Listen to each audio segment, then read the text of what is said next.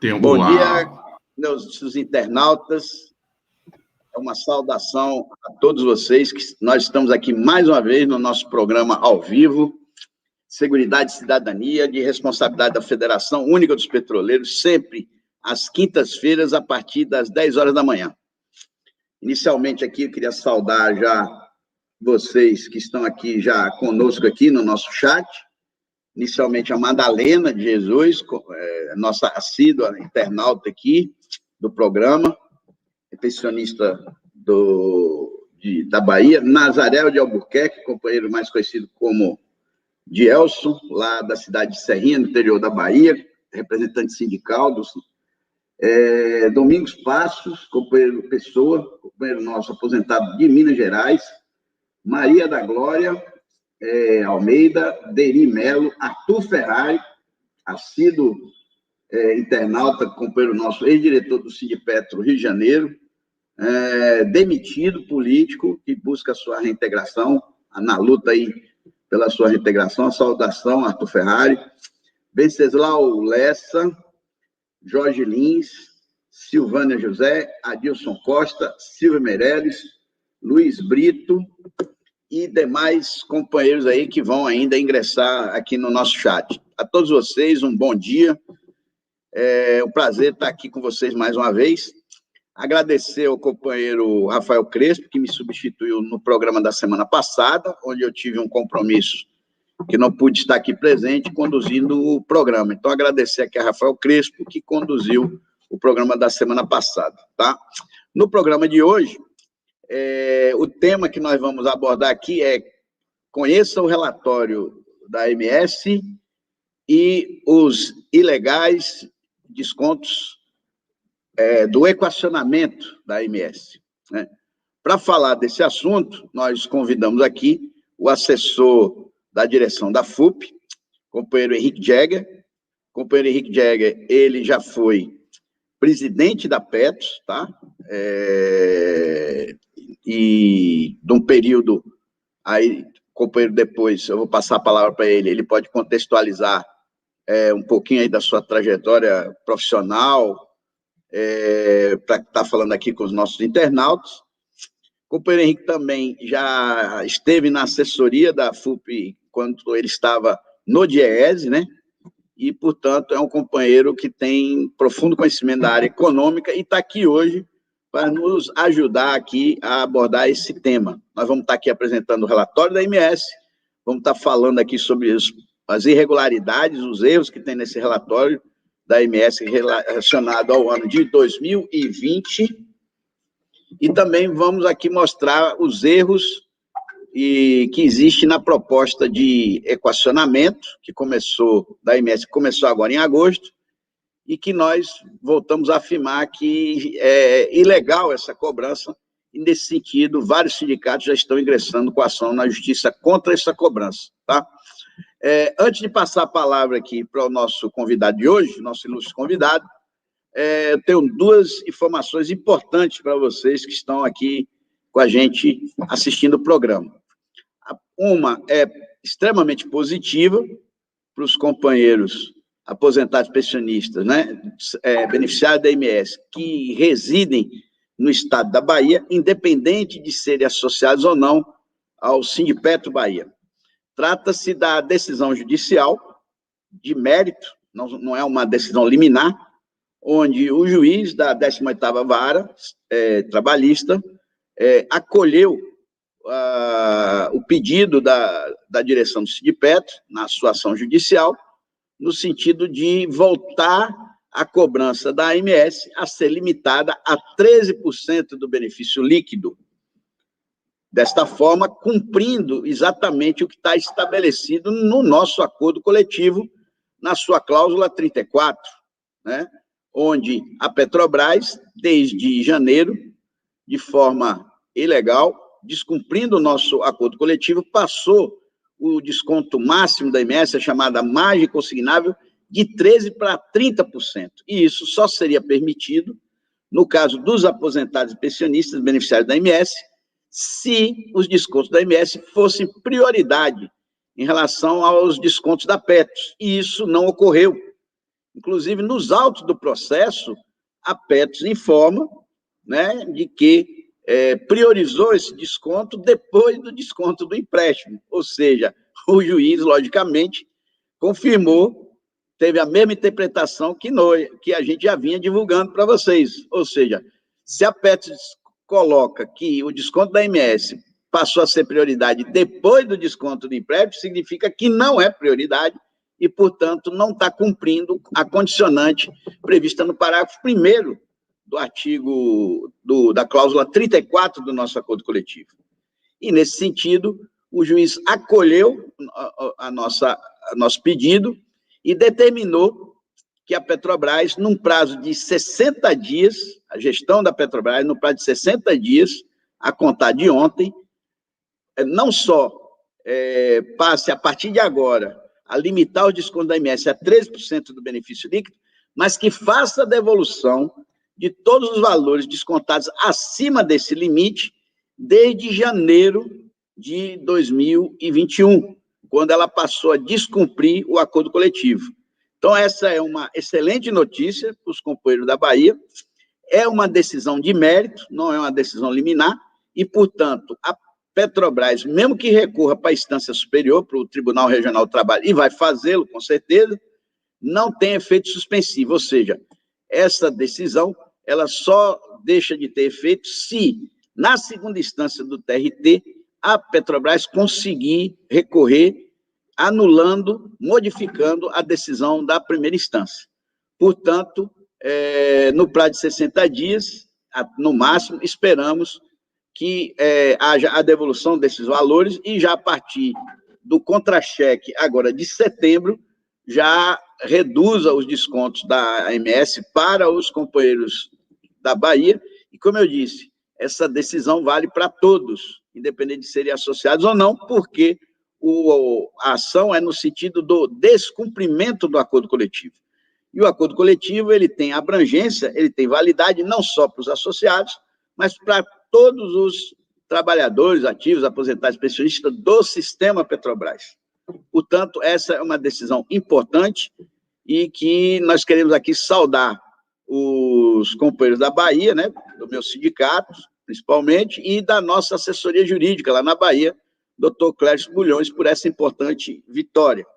Lembrando que se a Petrobras não cumprir a decisão judicial, seja em relação ao limite dos 13, seja em relação à devolução, que tem um prazo máximo de 60 dias, haverá cobrança de multa diária.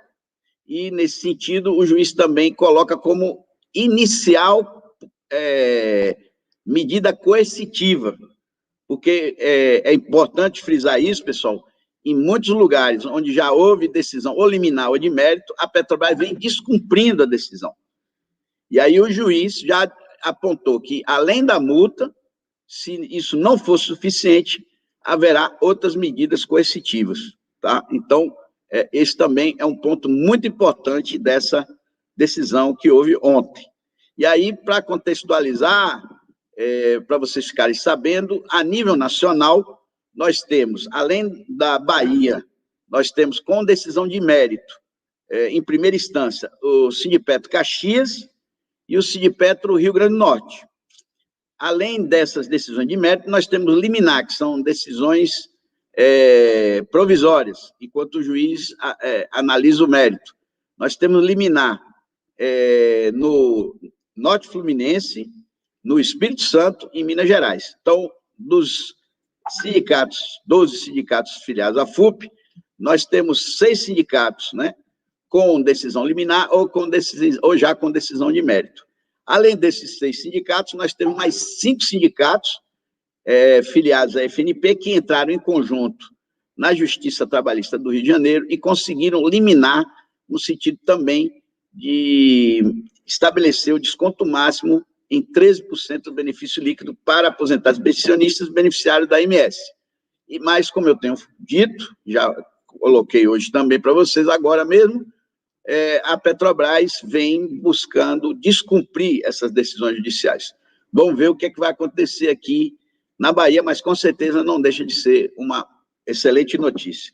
A outra informação, que não é tão boa, infelizmente, é que o projeto de decreto legislativo que susta os efeitos da resolução CGPAR 23, que tem prejudicado todos os beneficiários de plano de saúde de autogestão das empresas públicas e estatais, esse decreto legislativo, que foi aprovado com larga vantagem na Câmara dos Deputados e que estava para ser votado ontem à tarde no plenário do Senado, após o requerimento do senador Romário, do Rio de Janeiro, o líder do governo no Senado, o senador Fernando Bezerra, solicitou à mesa que a votação fosse adiada para que houvesse uma negociação do governo, através do ministro da Economia, Paulo Guedes, e com o relator do pedido,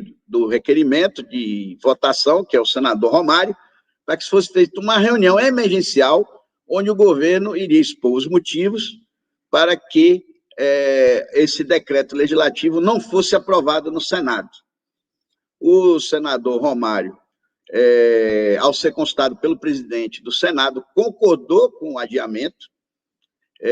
E aí tem uma questão importante para a gente citar também, é que no dia anterior, o senador Fernando Bezerra, ele fez um requerimento solicitando que o PDL fosse remetido para a Comissão de Assuntos Sociais, o que iria retardar bastante a votação do projeto no plenário.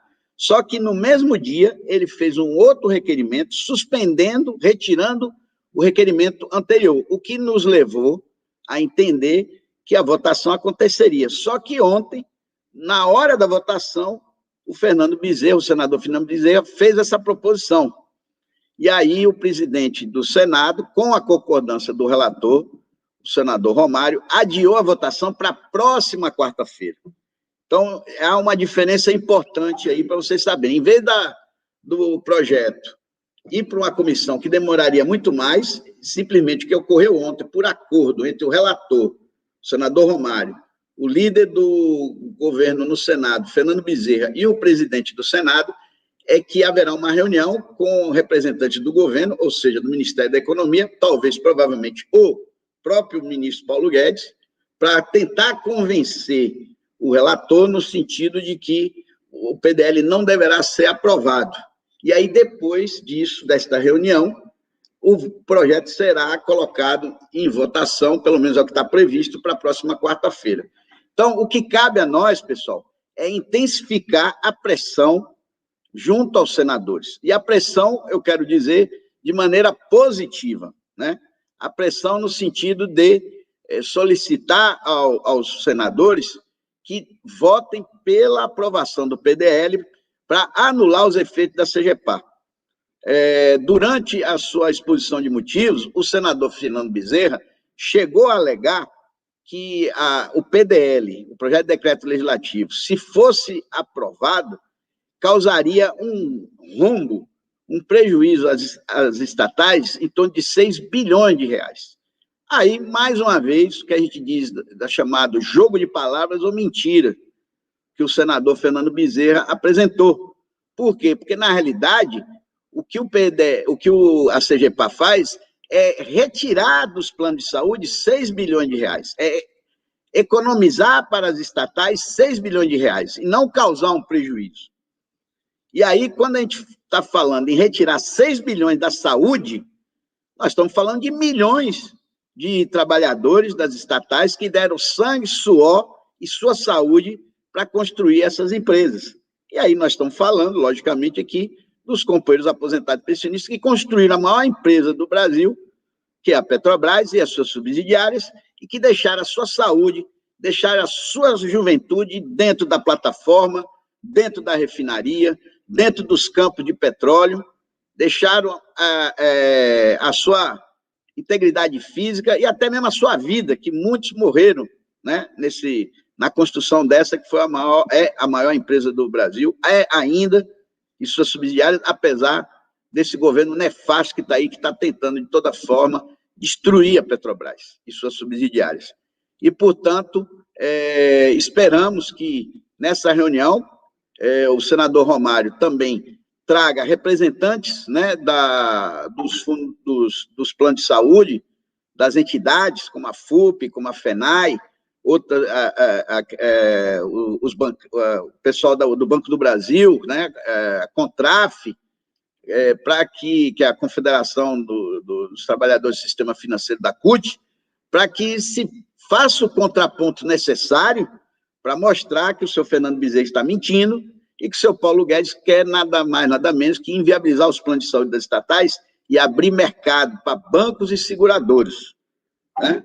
Porque vai inviabilizar o custo dos planos para os trabalhadores estatais e eles vão ser obrigados ou a ir para um plano de saúde de mercado, ou, se não tiver condição de pagar, e ser atendido no SUS, aumentando ainda mais o número de pessoas a serem atendidas pelo SUS, precarizando ainda mais o atendimento do SUS.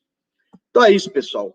Então, vamos continuar vigilante, vamos trabalhar nesse processo de convencimento. Nós vamos estar divulgando para vocês os números de WhatsApp, endereço de Twitter, endereço no correio eletrônico, que é o e-mail, para que vocês façam solicitações junto aos senadores para se manterem firmes, como estavam até ontem, para votar pela aprovação do PDL e anular essa famigerada resolução CGPA 23.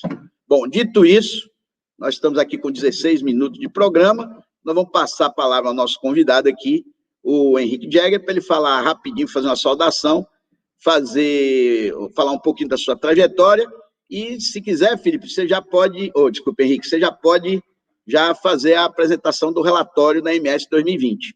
A palavra é sua, Henrique, muito prazer de estar aqui com a gente, viu?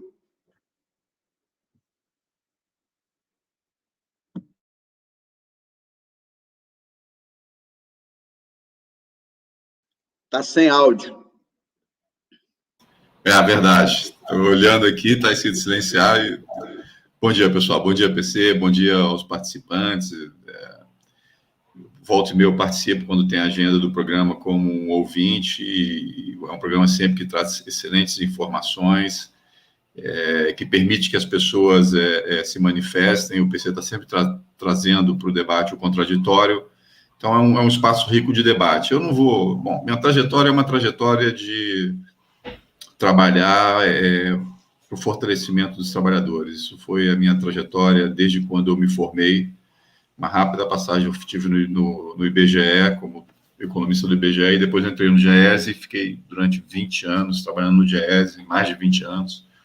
Desses 20 anos, 8 assessorando a Federação dos Petroleiros. Depois disso, por questões profissionais, fui trabalhar uma curta passagem no Comitê de Auditoria do Banco do Brasil e no Conselho de Administração, e depois fui convidado para estar assumindo a presidência da Petros. Foi um período muito pequeno, mas muito rico, um período de 1 ano e meio, de muitos desafios, e sempre tendo um olhar de dialogar com o trabalhador e de tentar sempre entender as necessidades do trabalhador e buscar as principais soluções, sempre levando em conta o ponto de vista do trabalhador. Então, sempre foi um desafio e continua sendo um desafio na minha trajetória profissional. Saí da Petros, fiquei um tempo fora do país acompanhando minha esposa que estava fazendo um pós-doutorado. Quando voltei, fui trabalhar como pesquisador do INEP e também como assessor da Federação Única dos Petroleiros. Então, para mim é um grande prazer estar aqui e poder contribuir com esse programa. Eu vou compartilhar aqui o relatório e aí eu vou destacando alguns pontos do relatório e vou dialogando, e você também fica à vontade, PC, para fazer os seus comentários.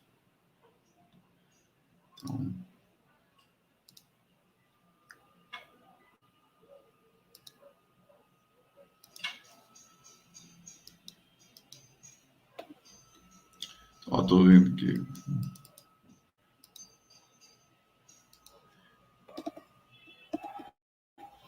Estão vendo o relatório, vocês? Que agora eu não vejo mais nada. Eu preciso que alguém confirme para mim, ok? Positivo. Pedir a Maria João, a nossa companheira aqui, jornalista, que está de volta, né? Esses dias quem estava apoiando aqui o trabalho do nosso programa era a Mariana, né? Enquanto a Maria João estava fazendo um tratamento de saúde, está voltando aí firme e forte, né? Eu pedi à companheira aí, Maria João, para ver se ela diminui aqui o lado esquerdo, né? Se tem essa possibilidade, que tem a minha imagem do Henrique, para poder aumentar aqui a tela do relatório. Isso, beleza. Outra coisa também, muito bom, Maria João. Outra coisa, para você que está no telefone e que a tela é menor, vale aquela mesma dica. Você consegue aumentar a imagem na tela do seu telefone. Você junta o polegar e o indicador, coloca na tela e com a tela pressionada, com os 2 dedos, você afasta os 2 dedos, pressionando a tela, que aí a imagem aumenta. Depois, com o indicador, você movimenta a imagem para um lado e para o outro, porque quando você aumentar a imagem, ela vai sair dos limites da tela. Então, para você poder acompanhar o texto, as informações, você tem que puxar a imagem de um lado para o outro com o polegar. E se quiser diminuir, você faz a mesma coisa, coloca os 2 dedos, polegar e indicador afastado, e pressionando a tela, você junta os 2, aí faz o movimento inverso, a tela diminui de tamanho. Então, vai lá, Henrique, a gente está vendo aqui, pode passar. Que é a experiência, né? PC que não conhecia nada de tecnologia, agora começa, hoje em dia já dá aula de tecnologia. Cara, a gente aprende na marra, né? Tem jeito. Mas aprende bem, é isso. Bom, gente, eu vou passar aqui rapidamente o relatório. O primeiro ponto que eu queria destacar nesse primeiro parágrafo aqui, a questão do acordo coletivo, né?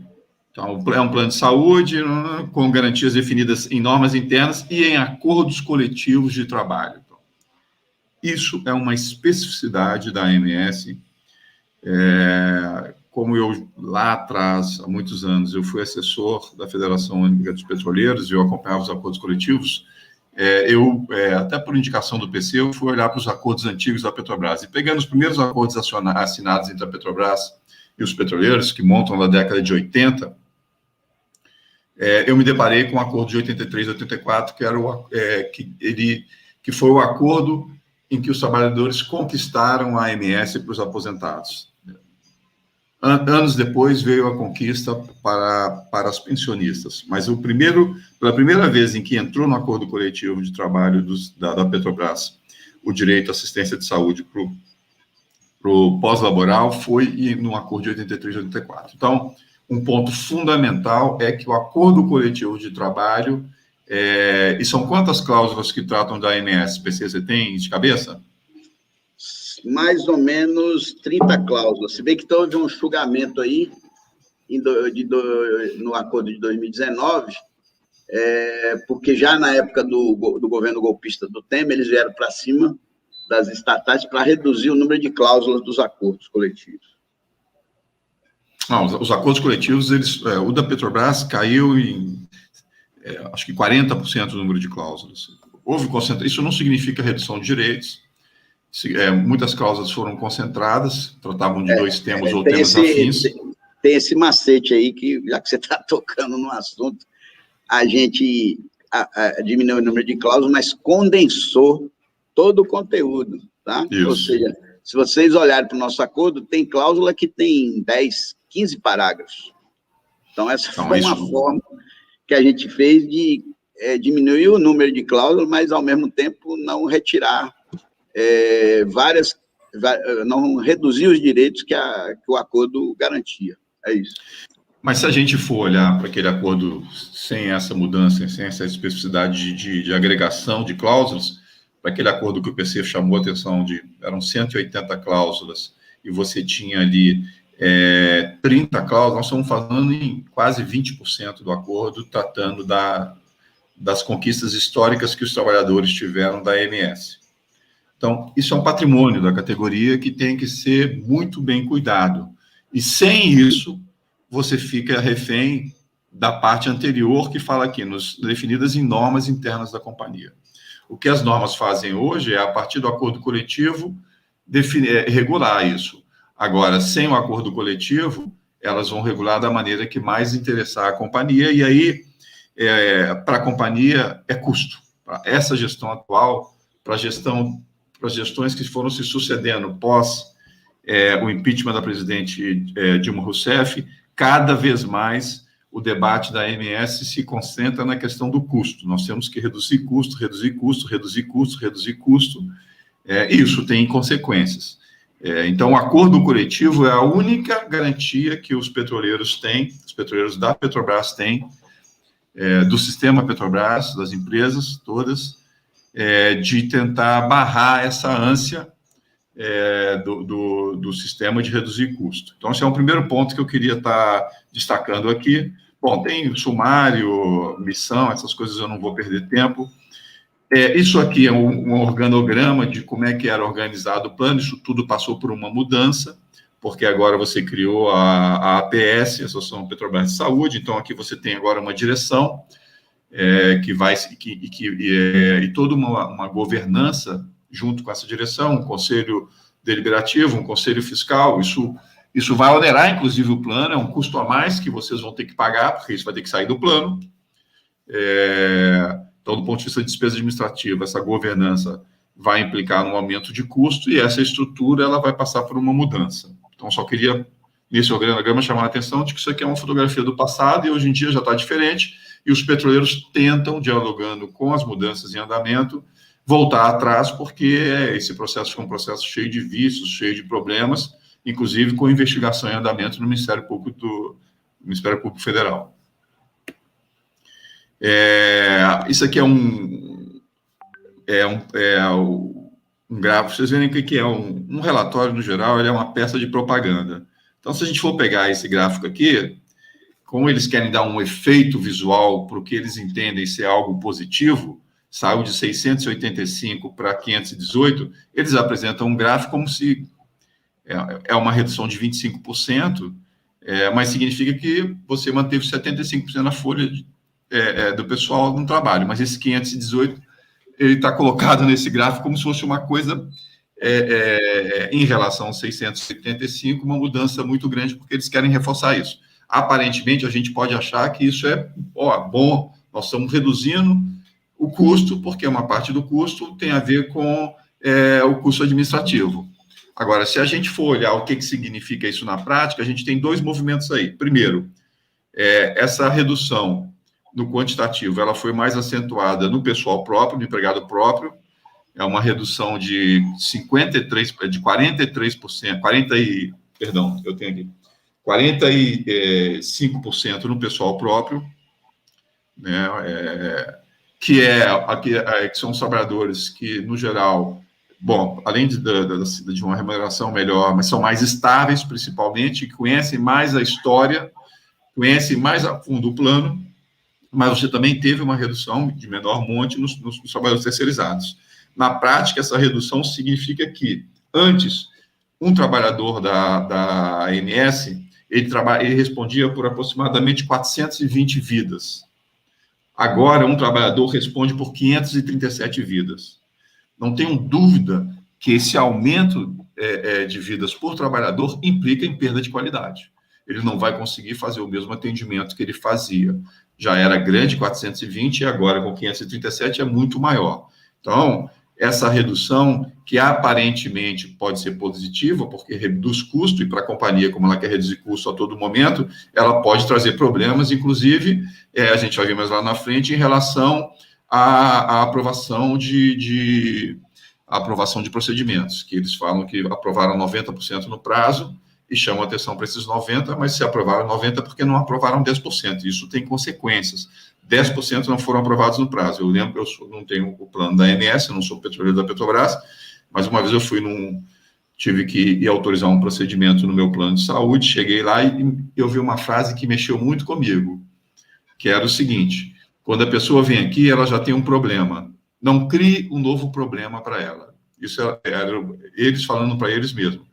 E quando eu pego 10% dos procedimentos que foram solicitados e não aprovo eles no prazo, eu posso estar criando um grande problema para aquelas pessoas. Então, não necessariamente essa diminuição do número de funcionários, ela significa em melhoria da qualidade do serviço prestado. Muito pelo contrário, muito provavelmente houve uma redução da qualidade e uma diminuição da transparência, porque você aumenta a intensidade do trabalho. Bom, beneficiários, aqui rapidamente são alguns dados sobre beneficiários. Você tem uma redução aqui ano a ano, se a gente for observar. exceção aqui, entre 17 e 18, uma pequena mudança, mas você tem uma tendência de redução no número de beneficiários, há uma redução de 5% aqui entre 2016 e 2020, e provavelmente esse processo vai continuar em 2021, inclusive, infelizmente, por conta dos óbitos relacionados à pandemia do Covid. Você tem um envelhecimento dos beneficiários da ANS, a gente vai ver isso mais lá na frente, e isso está implicando também no aumento de óbitos. Henrique, um comentário importante aí é o seguinte: o plano da ANS, por força da CGPAR, eles fecharam o plano, de forma que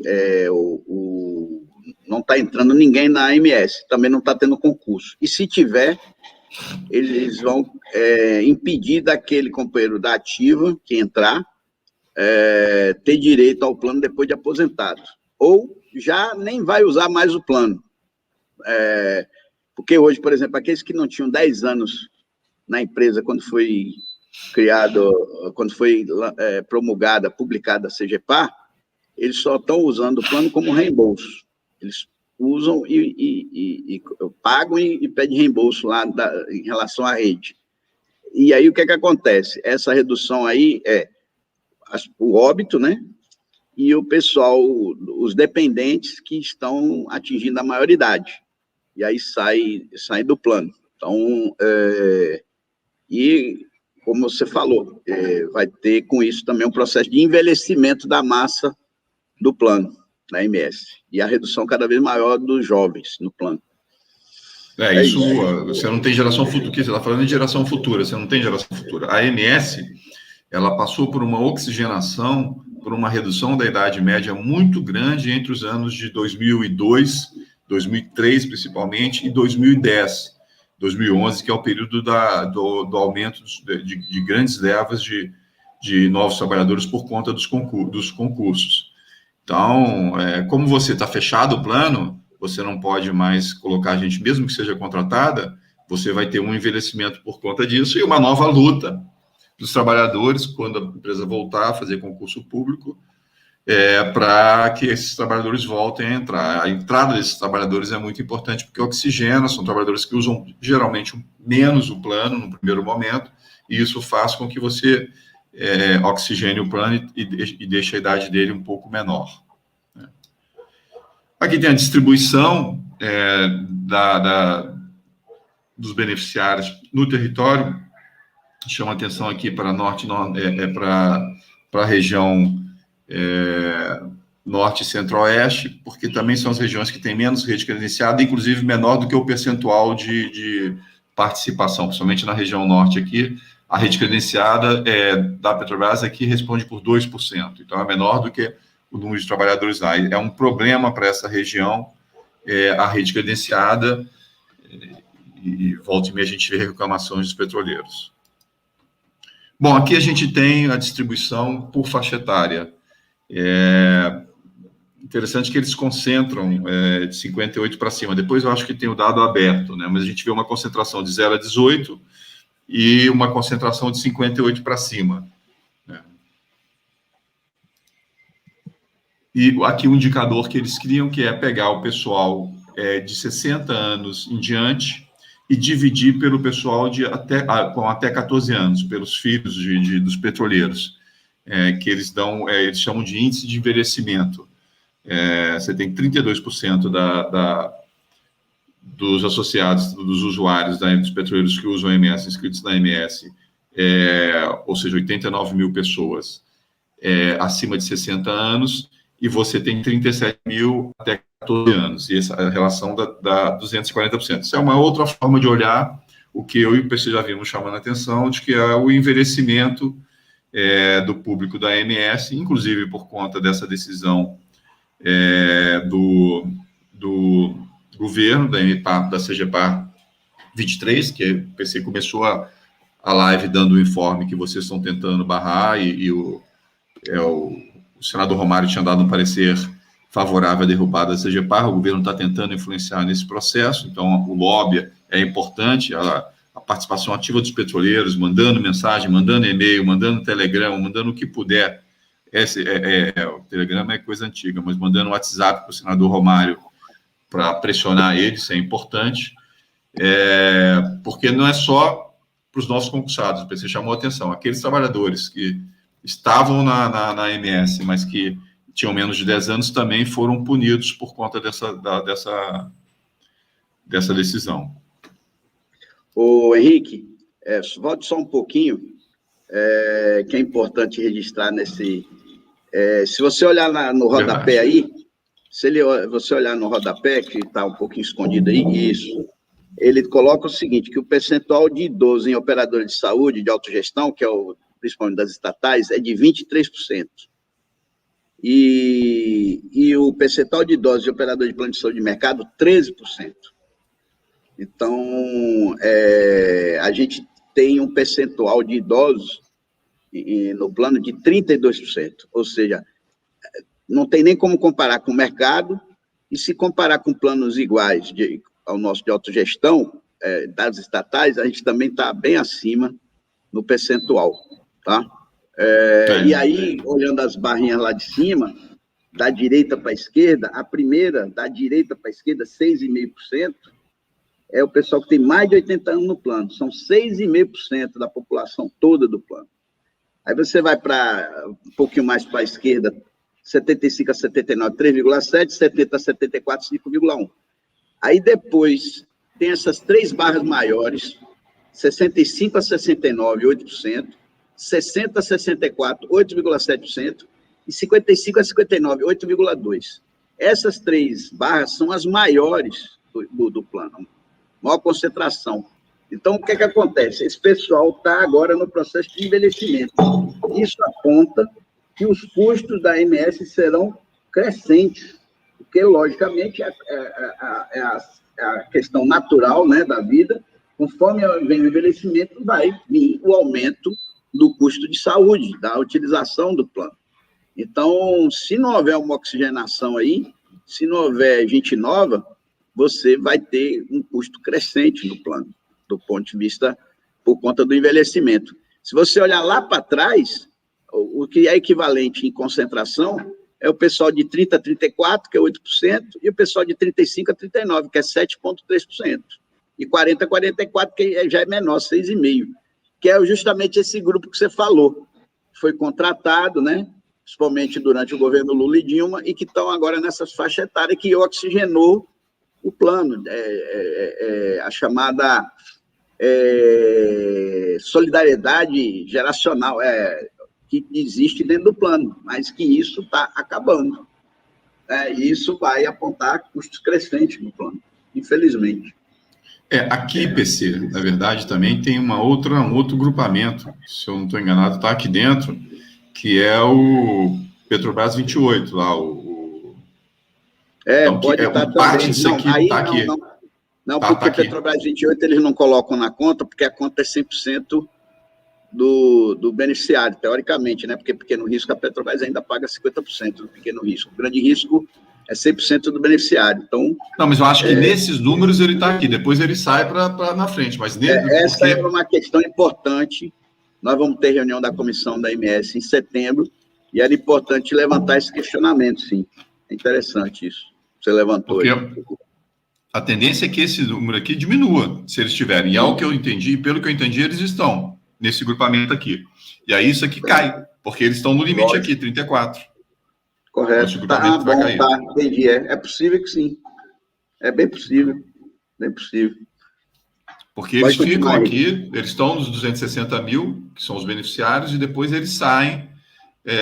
Mas quando você vai fazer o cômputo lá do 70-30, eles saem, mas aqui eles estão. Entendi.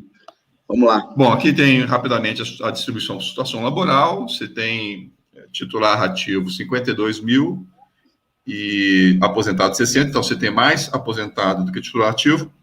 Agora, como são trabalhadores mais novos, eles têm mais dependentes no plano, então o número de planos dos trabalhadores ativos, o número de dependentes é maior do que o número de dependentes de trabalhadores aposentados. Isso já era esperado. E com o passar do tempo, a tendência é isso diminuir em função de que parcela desses dependentes vão saindo, os filhos vão saindo, e você vai diminuindo essa participação aqui, como você não vai ter mais entrada aqui. a não ser que o quadro atual mude, né? Tem uma informação importante aí que a gente acabou passando rapidamente, que é a questão de homens e mulheres, que apesar da Petrobras, né, só ter 17% da força de trabalho de mulheres, quando você vai para o número de vidas, né, todos os beneficiários, você vê que tem um equilíbrio, né, entre homens e mulheres. É maior feminino do que masculino. Isso, quer dizer, equilibrado e a mulher chega a ser maior. E quando você olha pessoal acima dos 58, você vê que o público feminino é maior que o masculino, mas você vai dizer, mas como? Se é aposentado, e a maioria que aposentou, principalmente o pessoal mais antigo, o percentual de mulheres era muito menor ainda, praticamente não tinha mulher na Petrobras.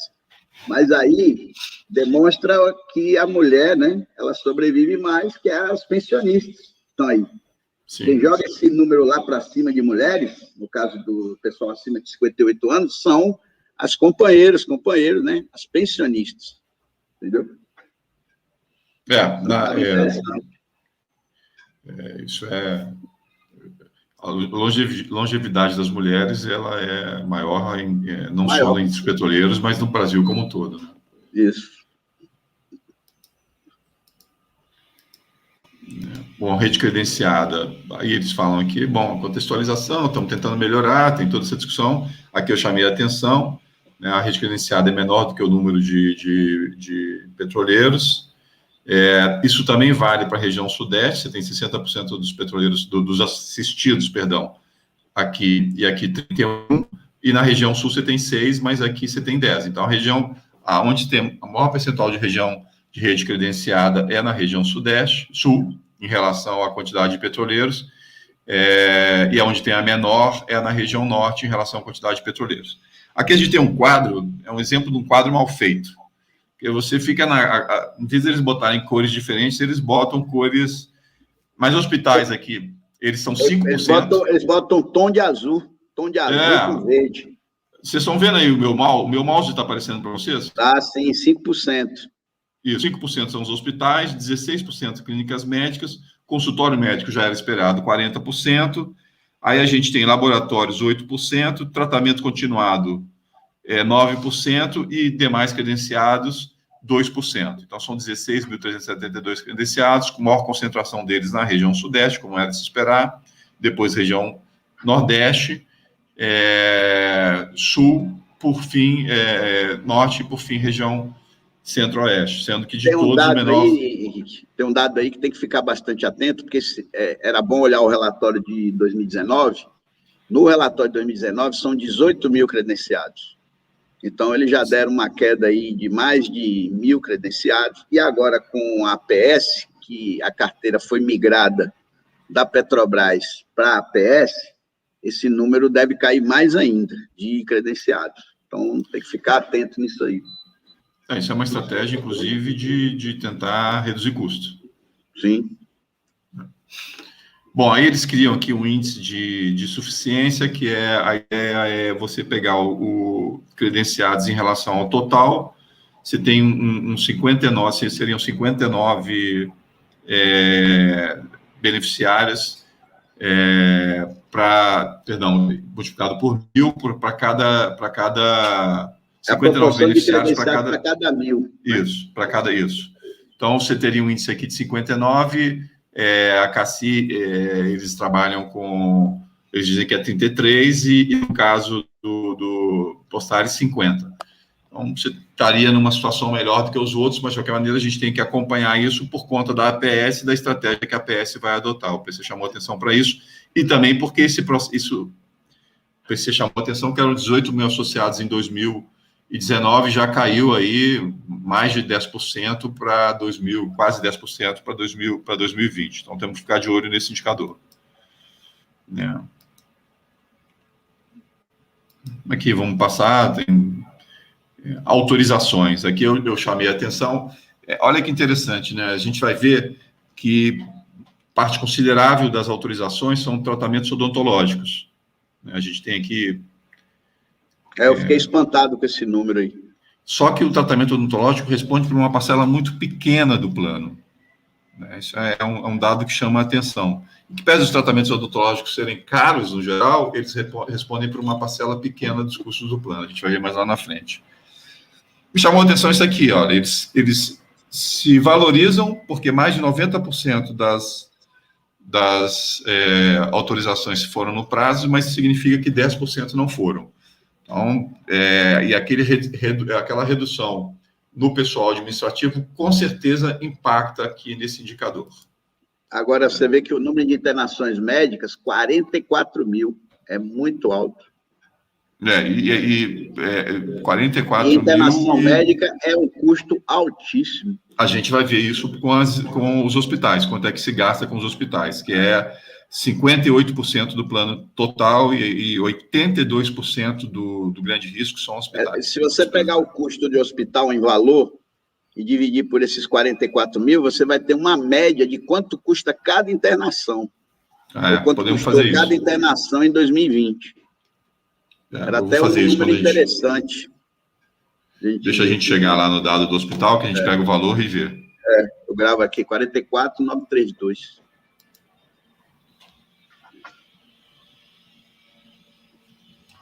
Bom, aí aqui a gente tem algumas definições. Custo, é isso, é o que o PC chamou a atenção. Cada vez mais eles olham só para isso aqui, custo, e isso aqui é arrecadação, custo é arrecadação. Custo é o que a Petrobras paga, arrecadação é o que vocês pagam. Desembolso é a soma do custo da arrecadação que vai pagar lá a rede credenciada, os hospitais, todos os procedimentos. Em tese, se o plano está equilibrado, custo e arrecadação é igual ao desembolso. Se tem déficit, o desembolso é maior e há um desequilíbrio aqui, o custo tende a aumentar porque a Petrobras cobre essa diferença. Aí fala do plano 28, né? Por isso que eu acho que o pessoal tá considerado lá, PC. Entendi. Fala do benefício farmácia também aqui rapidamente, mas também não, depois a gente vai ver. E aqui você tem o desembolso, média mensal por beneficiário e faixa etária. Né? A gente então, vê que... Aí você vê como é que os caras trabalham os números, né? Na hora de apresentar. Quando ele pega lá a concentração por faixa etária, ele pega o pessoal acima de 59 e divide. Então, a gente vê ali que tem mais de 80, né? Eles fazem uma estratificação. Mas quando chega em custo, ele corta aqui no 58, né? E por que eles cortam aqui no 58? Porque o Estatuto do Idoso proíbe aumento nos planos de saúde por conta da faixa etária, né? Então,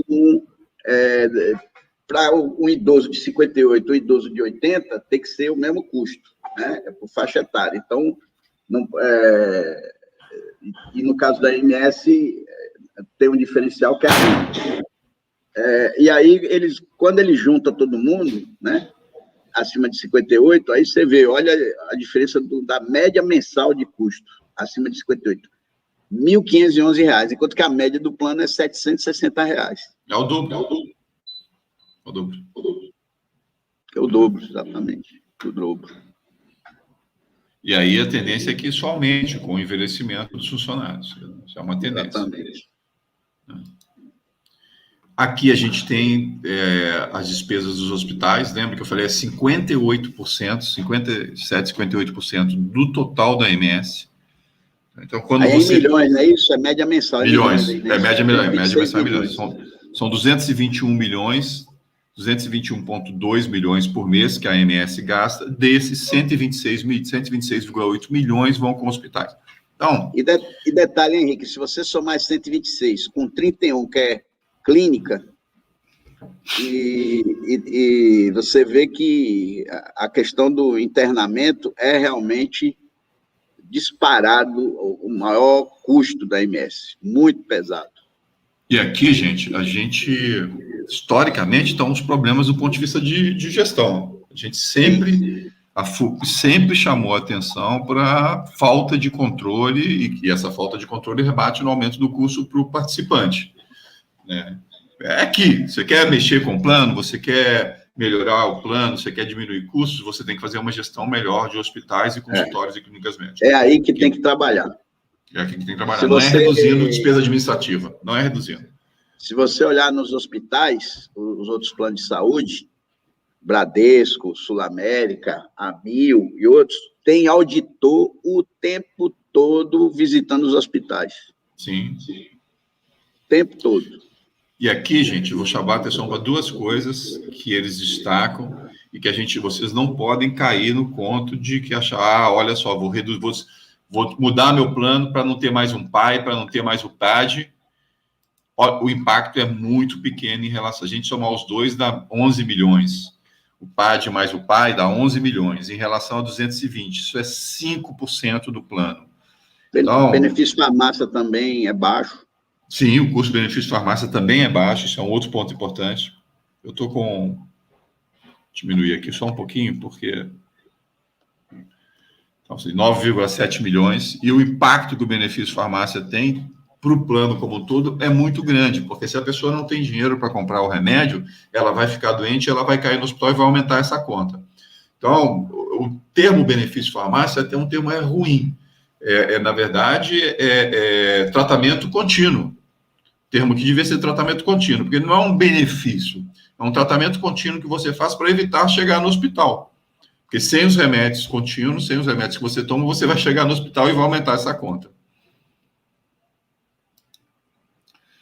Bom, aqui a gente tem a questão do desembolso, o peso do grande risco, você tem 71%, pequeno risco 25%, benefício farmácia 4%, muito pequeno, né? Um crescimento aí em 2019 meio sem explicação, né? 250 milhões, e uma redução em 2020.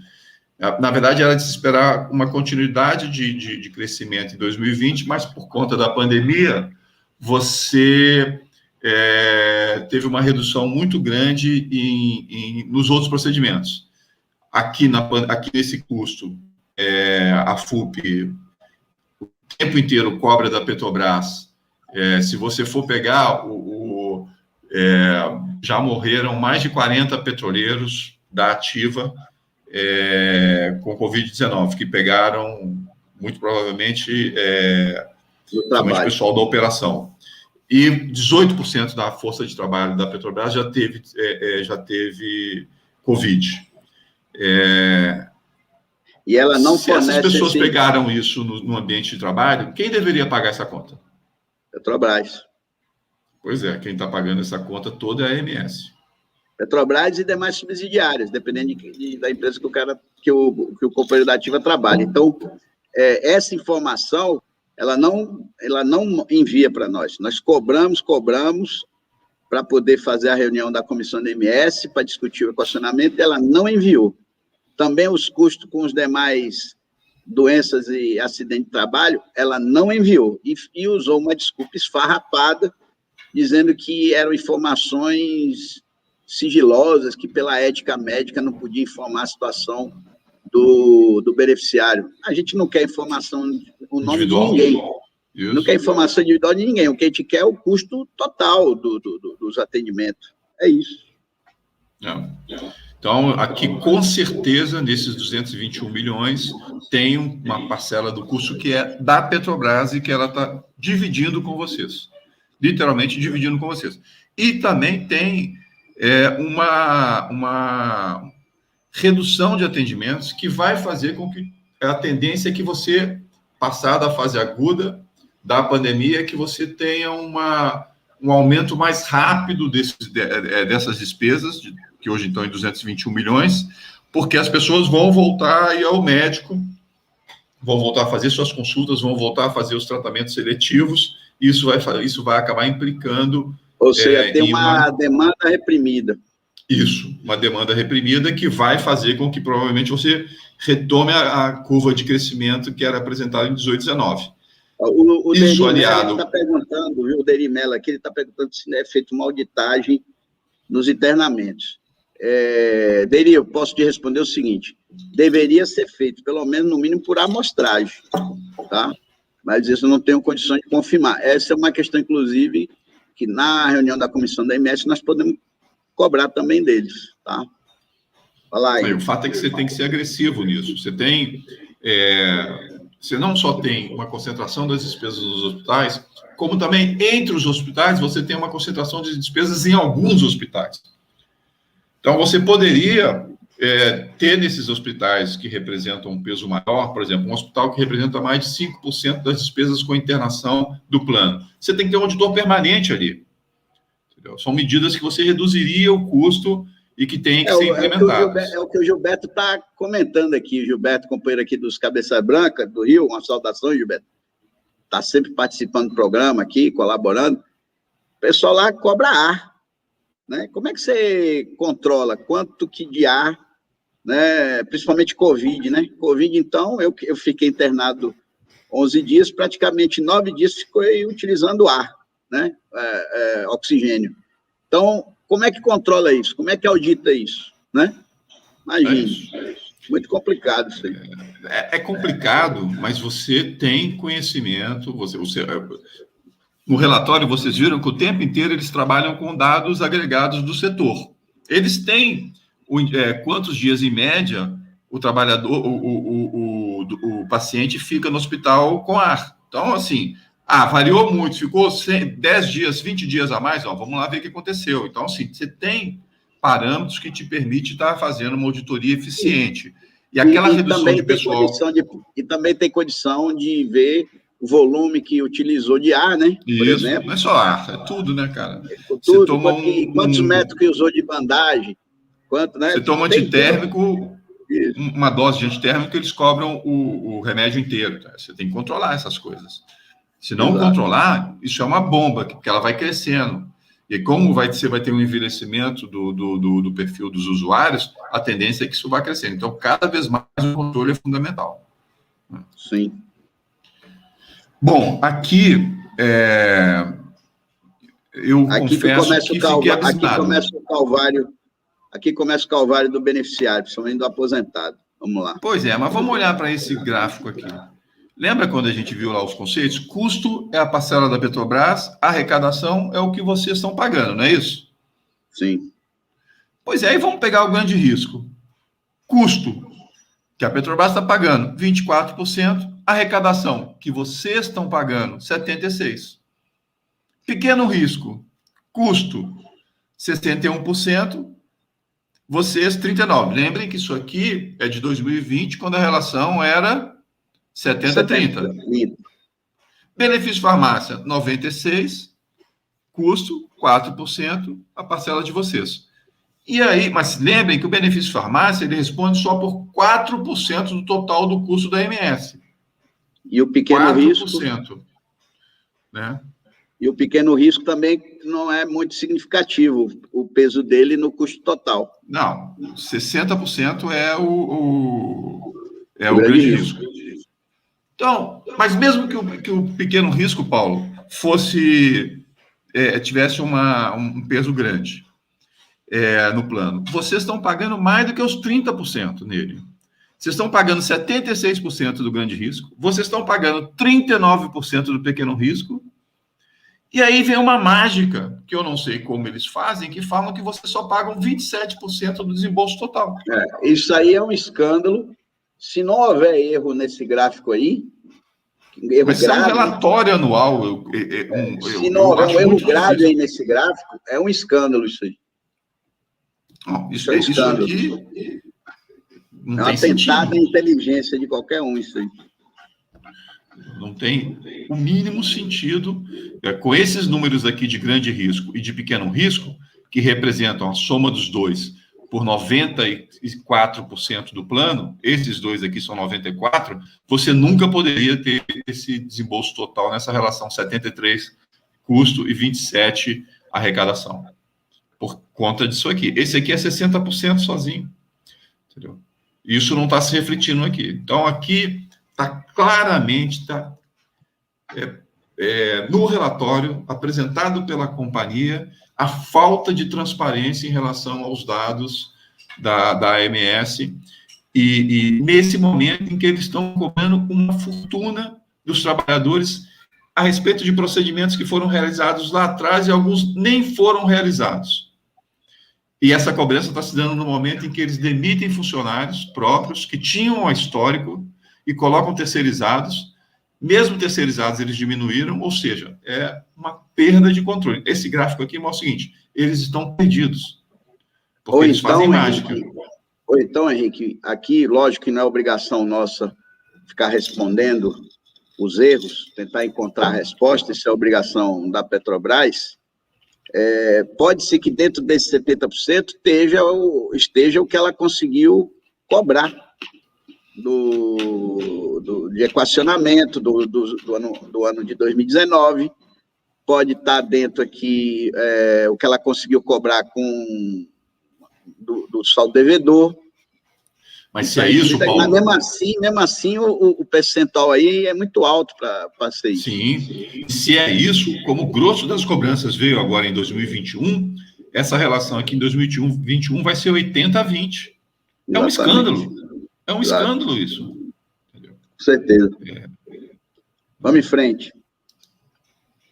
Bom, aqui uma coisa de glosa, indicador de glosa. Despesa administrativa que eu chamei a atenção, eles mostram aqui que vem reduzindo. O problema é o seguinte, reduzir despesa administrativa a que custo? Quando eu era presidente da Petros, várias foram as propostas de redução de despesa administrativa. Várias foram propostas. Nós analisávamos todas com muito cuidado. Uma que era recorrente era o fechamento dos postos de atendimento avançado. Era recorrente. Do ponto de vista de qualidade do atendimento, do ponto de vista de resolução dos problemas, fechar posto avançado, o impacto era mínimo, mas agora, do ponto de vista de consequência, o impacto era enorme. Do ponto de vista financeiro, impacto mínimo. Do ponto de vista de consequência, impacto enorme. É a mesma coisa em relação a reduzir o pessoal operacional que faz o atendimento. Quando você faz com que cada funcionário que trabalha na ANS atenda 100 pessoas a mais do que ele atendia, isso num período de 2 anos, não tenha dúvida que você vai ter perda da qualidade nesse atendimento. Para piorar essa situação, você precariza a relação de trabalho, porque você tira o trabalhador próprio e contrata terceirizado. Então, você precariza, você diminui ainda mais a qualidade desse atendimento. E a gente sabe que a rotatividade... Lembrando que esse é um tipo de atendimento que as pessoas têm que ter memória. Sim. Você não encontra um profissional desse, até mesmo para atender, pronto no mercado. Tem que treinar. E como na terceirização as empresas têm uma rotatividade muito grande, você tem perda de qualidade o tempo todo, porque mal a pessoa aprendeu, daqui a pouco vem um outro contrato, vem outra equipe, e, de novo, aquilo, tudo que acumulou de conhecimento vai para estaca zero. Então, é isso que acontece. A rotatividade média das empresas privadas é de 40%, Paulo. Significa o seguinte, que por ano elas trocam 40% da força de trabalho. Em 2 anos, elas trocam 80%. Em 2 anos e meio, elas trocam 100%. Essa é a realidade das empresas privadas. Então, não tem histórico. Não tem histórico. Não tem. Não acumula nada. Não acumula, porque o cara sai. Ele vai trabalhar em outro, ele vai ganhar um melhor salário, ou a empresa troca, porque vai pegar um salário mais baixo, e assim vai. Entendeu? Então, assim, essa redução aqui, comemorada no relatório, ela implica em redução na qualidade do atendimento para o trabalhador. Não tenho dúvida disso. Tá? Aqui fala sobre as multas, houve uma queda nas multas. Isso não significa que você está fazendo um serviço melhor, pode significar que menos trabalhadores reclamaram oficialmente junto à ANS. Então, olha que situação, já que você está falando das multas aí. No modelo de 2020, que é Petrobras, todo o custo administrativo, inclusive das multas, é assumido pela Petrobras.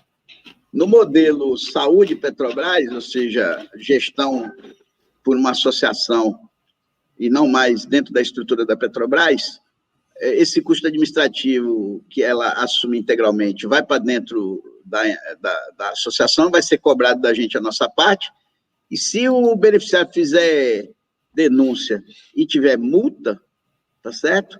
Ele vai pagar a parte da multa também, pela denúncia que ele fez. Olha que situação. Não, e vamos.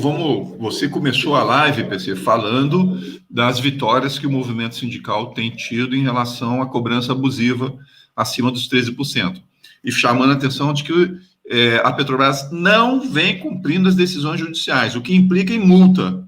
E para quem vai essa multa? Para a APS. Quem vai pagar isso? A APS, vocês. O Domingos Pessoa colocou uma questão interessante aqui, Henrique. Ele quer saber o seguinte: saberia dizer se o saldo devedor do participante e o equacionamento são considerados como nossa participação nesse relatório, se não estaremos pagando 2 vezes. Repete aqui, PC, desculpa que eu não vi. Saberia dizer se o saldo devedor dos participantes e o equacionamento são considerados como nossa participação neste relatório, se não estaremos pagando 2 vezes. É porque, se não considera, aí não atinge a relação 70-30, aí de novo você vem outra conta para cima do participante, entendeu, o raciocínio? Tem, mas ele não considera. Não considera. E isso vai ficar claro no próximo apresentação, que a gente tem lá um slide que... Vamos agilizar aqui para dar tempo lá. Isso, vamos lá. Viu, Domingos? Essa sua pergunta a gente responde já. Fica no ar aí. Vai lá. Eu acho que dos slides aqui do relatório, esse aqui é o último que vale a pena apresentar, que é os gastos totais dos beneficiários. A gente já tinha visto que era 794, e mostra lá a participação da despesa administrativa, que é pequena, R$ 53. Então, muito cuidado com redução de despesa administrativa quando ela implica em redução do número de trabalhadores. Vocês, como petroleiros, sabem o que significa isso nas unidades produtivas. Isso aí é valor em reais. Isso. E média mensal. Por isso. Beneficiário. Então, muito cuidado com... É isso? Isso, muito cuidado com esse dado aqui. A gente vê que a despesa administrativa ela não é grande, as reduções não são significativas, estamos falando em R$10, e do ponto de vista da qualidade, não só do serviço prestado, mas também do acompanhamento dos procedimentos, porque se você não tem histórico, se o cara vai no hospital, não vai no hospital, o hospital pode cobrar muito caro. Agora, quando você conhece, você tem condição de conhecer o beneficiário, você sabe se ele costuma ou não ir naquele hospital, porque se ele não costuma, você pode acionar a auditoria, porque pode ter um problema ali. Então, é um ponto que a gente sempre tem que ficar atento. Bom, aqui tem os indicadores. Também, aqui tem erro, né? Esse indicador, margem de contribuição da AMS, que mede o custo total líquido do plano por beneficiário, você vê que a meta era 9 mil, eles reduziram para 7 mil. Então, isso aqui é o que a Petrobras ganha. Então, paga. Quando a gente fala em margem de contribuição, custo é o que a Petrobras paga. Uma redução aqui de quase 1.800. Como é que você faz isso? Não aprovando os procedimentos no prazo, como eles fizeram lá, glosando, né? Detalhe importante aí, Henrique, para a gente resumir esse quadro, é o seguinte: tem 1, 2, 3, 4, 5, 6, 7 indicadores, né?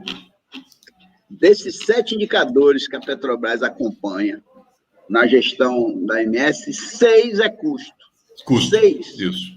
6 é custo. Só tem um, que é o tal do IGAP, que é médio percentual de demandas por garantias de atendimento atendidas no prazo. Que está errado, diga-se de passagem. E aí eles ainda botam errado, que em vez de colocar percentual, número, eles botam valor e ainda errado, porque o realizado está menor do que a meta e ele bota como 100%, positivo. 10% realizado. Quer dizer, ou seja, eles não estão nem aí para o atendimento. O problema deles é dinheiro e custo. Eles só pensam nisso. Mais nada. O resto é discurso, é embelezamento de relatório, palavras vazias para enganar os beneficiários. O que está lá hoje na gestão da MS tem na cabeça uma coisa só: custo. É isso. Esse quadro aqui resume muito bem como é que está quem está hoje gerindo a MS, o que é que está pensando. É isso. Vamos passar para o outro então, PC? Isso, vamos lá. Deixa eu achar ele aqui. Vocês estão vendo? Sim, já entrou direto aí. Quer ficar nessa planilha ou vamos passar para outra? Não, eu acho importante isso aí, porque mostra, em 2020, para poder apurar a relação 70-30, você tem lá o grande risco, que é a primeira barra da esquerda, 1 bilhão, é 1 bilhão, viu, pessoal? Não é milhão, não, nós estamos falando aqui de bilhão. 1.882 bilhões. A nossa arrecadação ficou em 452 milhões. A arrecadação da empresa, que para ela é custo, 1.429 bilhões. Ora, esse dado aqui, Henrique, confronta diretamente com aquele do relatório, Aquele concorda? outro, Sim, é o inverso. Ele é o inverso. É o inverso. Tá. Aí, quando você vai para o pequeno risco, você vê lá, 405 milhões a arrecadação da empresa, 259 a nossa, quer dizer, mais do que 30%. Se no anterior a nossa arrecadação é menos de 30%, no pequeno risco é mais de 30%. Aí, só que o pequeno risco pesa 664 milhões, Sim. enquanto que o grande risco, 1 bilhão e 800. Três vezes. 3 vezes. Aí, quando você vai para o benefício farmácia, que é altamente subsidiado pela empresa, 5 milhões, o nosso 117 milhões a total, então a empresa banca 112 e a gente 5. Mas o custo do benefício farmácia é mínimo, né, do total. E aí, quando vai, que consolida as três contas aí, você tem 2.600 bi, onde 707 milhões foi a nossa arrecadação. E o desembolso da empresa, o custo da empresa, melhor dizendo, 1 bilhão e 900, quase 2. Aí eles corrigem, e aí fica a pergunta, por que eles corrigiram? Aumentando a nossa arrecadação, passando no amarelinho lá de 707 para 717. E aí você vê que o custo total também aumenta 10 milhões, 2.600 para 2.663, e era 2.653, aumenta 10. O da empresa continua 1 bi 900, tá? E aí o déficit da arrecadação nossa era 89 milhões, cai para 82 milhões. Mas aí fica a pergunta, o déficit caiu 7, segundo o próprio número deles, mas a nossa arrecadação aumentou 10. Sumiram 3 milhões. E aí fica a pergunta, por que esse ajuste de 10 milhões? Será que é alguma coisa que ela conseguiu arrecadar em relação ao equacionamento do ano passado, por exemplo, que foi cobrado em 2020? Não se sabe. Mas aí não caberia, porque esse ajuste seria em relação a 2019. Ela não poderia pegar um recurso de 2019 e jogar em 2020. Aqui é algum ajuste que eles fizeram, provavelmente, mas o interessante é que some 3 milhões. E detalhe, viu, pessoal? A gente está levantando isso aqui, mas não tivemos reunião com a empresa sobre isso, porque ela não enviou as informações que a gente pediu. Então, logicamente, se a gente tivesse tido a reunião com a empresa, a gente ia cobrar isso aqui.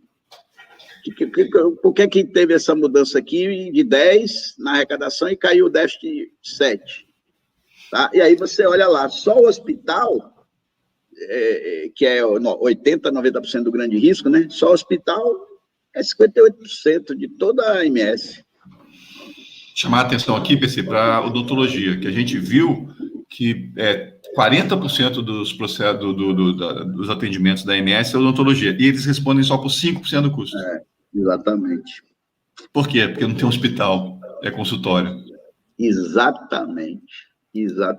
E olha que tem o nosso plano é um dos poucos que tem implantodontia. Sim. Praticamente. Implante é isso. Eu não conheço nenhum plano de estatal ou privado, a não ser que seja top de linha, que tenha implantodontia. Tá? Como é que a gente está de tempo aí, PC? Deixa eu olhar aqui o reloginho, nós estamos com 1h13. Aí, vamos dar mais 10 minutos e a gente encerra aí.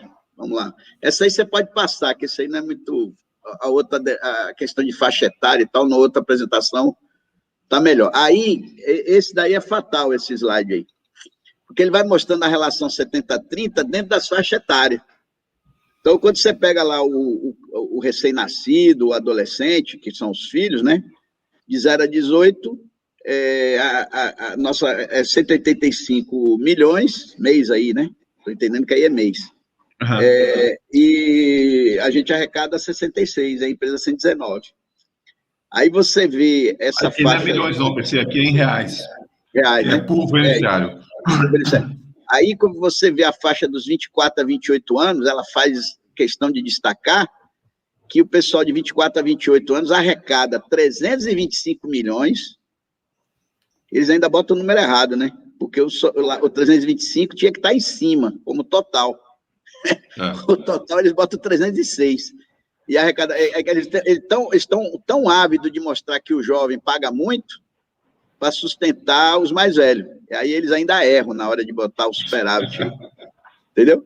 Mas o fato é o seguinte, 19 milhões da empresa, 306, que eu acho, do jovem, e num custo total de 325, tá? Então, lógico, o jovem, ele paga, tá certo? E usa muito pouco, por isso que dá esse superávit. Só que ele faz isso por quê? Porque ele sabe que ele é o jovem de hoje, ele vai ser o aposentado de amanhã, não é isso?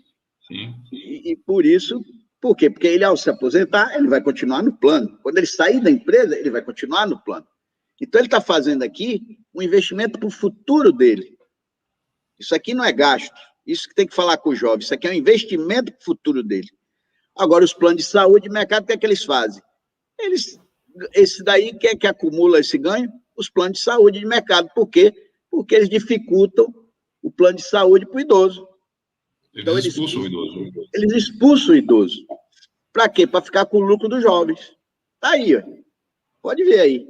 29 a 33, 34 a 38. Aí, com 39 a 43, começa a equilibrar. 48 a 40, 44 a 48 também está equilibrado. 49 a 53 também está mais ou menos equilibrado. Aí sim, 54 a 58, que é a fase que eu estou, né? Aí eu já começa a virar. E aí, de novo, ele junta todo mundo acima de 60 anos, aí dá essa explosão aí para a empresa e para o aposentado, 228 milhões, para a empresa 1 bilhão 200 milhões, um total de 1 bilhão e 500 de gasto. Né? Então, vamos para frente? Vamos. Que a gente tem que responder aquela pergunta lá do... Isso. Aí, esse é o desembolso. Já passou por isso. O plano 28 mostra como ele é superavitário. Só que está caindo o superávit, né? Já foi maior. É porque você não tem mais gente nova entrando, as pessoas vão envelhecendo, né? Isso, exatamente. Ou vão saindo, né? Sim. Vamos Benefício lá. de farmácia, a gente já viu. Isso. Despesas administrativas a gente viu que está caindo, mas isso tem consequência. Isso. Aí a tabela de custeio. Você quer falar sobre elas? Já, volta aí. Volta um pouquinho, porque eu acho que a gente passou aquele quadrinho ali, que responde a pergunta do Domingos. Volte aí um pouquinho. A gente passou batido nela aí. Benefício de farmácia. Volte aí. Ela está bem do lado direito. Volte tá certo. Aqui. Essa aqui. Então, quando a gente olha e eles dizem que tem um déficit de 82 milhões, aí essa, para mim, é o principal slide, né? No grande risco, nós arrecadamos 24, tem que arrecadar 30, e é um peso grande.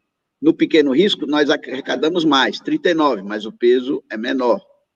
No benefício farmácia, nós só arrecadamos 4, mas é muito pequeno o peso do benefício farmácia. Aí, no total, quando consolida, nós ficamos com 26,9. Dá uma diferença para atingir os 30% de 3,1%, ou seja, 82 milhões. No entanto, olha o escândalo aqui no retângulo azul. A arrecadação retroativa do grande risco, referente a 2018 e 2019, foi excluída do cálculo. Ou seja, eles recuperaram valores, tá certo? O plano é solidário e eles não consideraram esses valores como arrecadação nossa. Imagine. Ou seja, na prática, tá certo? Nós vamos estar pagando mais que 30%, porque eles excluíram isso aí. Sim. Porque se eu tenho que arrecadar mais 82 milhões para bater nos 30, e eu não considero que foi arrecadado, o que vai acontecer? Eu vou pagar mais do que 30, no final das contas. Bom, e aí, para finalizar, você quer passar aquelas tabelas que mostram o impacto para cada um desse déficit? Aí, com toda essa contextualização aí deles, dos 82 milhões, essa exposição deles, ele diz o seguinte: para arrecadar os 82 milhões, eu vou aumentar a tabela do grande risco provisoriamente, do mês de agosto até o mês de janeiro, ou seja, eu vou parcelar esses 82 milhões em 6 meses e dividir de acordo com a faixa de renda e a faixa etária, que gera esses valores adicionais que começaram a ser cobrados agora em agosto, na rubrica do grande risco. Então, quando você olhar o seu conta-cheque, você tem a tabela da AMS de 2021, baseado na relação 60-40, que tem um valor. Tem um reajuste do VCMH em março, que aumentou esse valor em 12,5%. E agora, em agosto, tem um valor adicional por conta do equacionamento de 2020. Que, no caso, por exemplo, na primeira coluna, né, da esquerda, tem lá as faixas de renda. Na segunda coluna, tem as faixas etárias, 0 a 18. Então, você vê que o filho, né, de um companheiro aposentado da ativa, que tem uma renda total entre R$ 1.400 até R$ 1.400, e aí, no caso do ativo, RMNR mais ATS, ou outra rubrica fixa lá do salário, mais outra rubrica fixa do salário. E no caso do aposentado PETS mais INSS, se ele receber no total até 1.500, o filho dele, de 0 a 18, se ele tiver, além do que já paga, vai adicionar mais R$ 4,20. E aí você segue por toda a coluna, por toda a linha, você vê aí que o filho do maior de 59 é R$ 19,00 a mais. Tá certo? E aí, vamos lá para o outro extremo, lá para a última linha de baixo. Então, aquele que ganha mais, ou seja, mais de R$ 37.000 de bruto, isso não existe mais aposentado pensionista que ganha isso, só o pessoal da ativa alto executivo, ele vai ter um valor adicional para o filho de R$ 40,00, e no caso dele, lá no final da linha, ele vai ter um custo adicional de R$ 144,00. Por quanto tempo? 6 meses, ou seja, começou agora 25 de agosto, vai até 25 de janeiro. Por conta disso aqui, nós já entramos na justiça, o sindicato já entraram na justiça para barrar esse desconto adicional.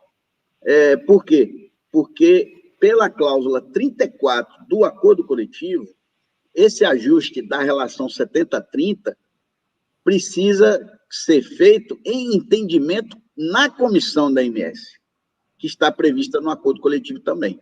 E isso não foi feito. E por que não foi feito? Porque não teve reunião. E por que não teve reunião? Porque a Petrobras se negou a apresentar para nós os dados de doença do trabalho e acidente, incluindo aí principalmente a Covid e principalmente os exames para detectar Covid, que ela não fez de propósito, por causa de não caracterizar que a doença foi adquirida no trabalho, então ela não fazia testagem. Então, isso foi feito de maneira proposital. E aí você acha, por exemplo, desembarcou 1.000 e tantas pessoas no ano 2020. Eles fizeram exame de Covid. Onde é que eles fizeram exame de Covid, se a Petrobras não quis fazer? Na MS. E esse custo de quem é? É nosso, do plano, ou da Petrobras? Da Petrobras. Percebe? Então, essas informações, ela se negou a fornecer. Das demais doenças de acidente de trabalho, ela se negou a fornecer. E outro dado importante, Henrique, em 2020, quando ela tentou implantar o famigerado boleto para tirar o aposentado da folha, descumprindo outra cláusula do acordo coletivo, aí nós estamos falando da cláusula 31, que determina que o desconto da INSS tem que ser em folha de salário ou benefício. Nós barramos essa iniciativa da empresa na justiça.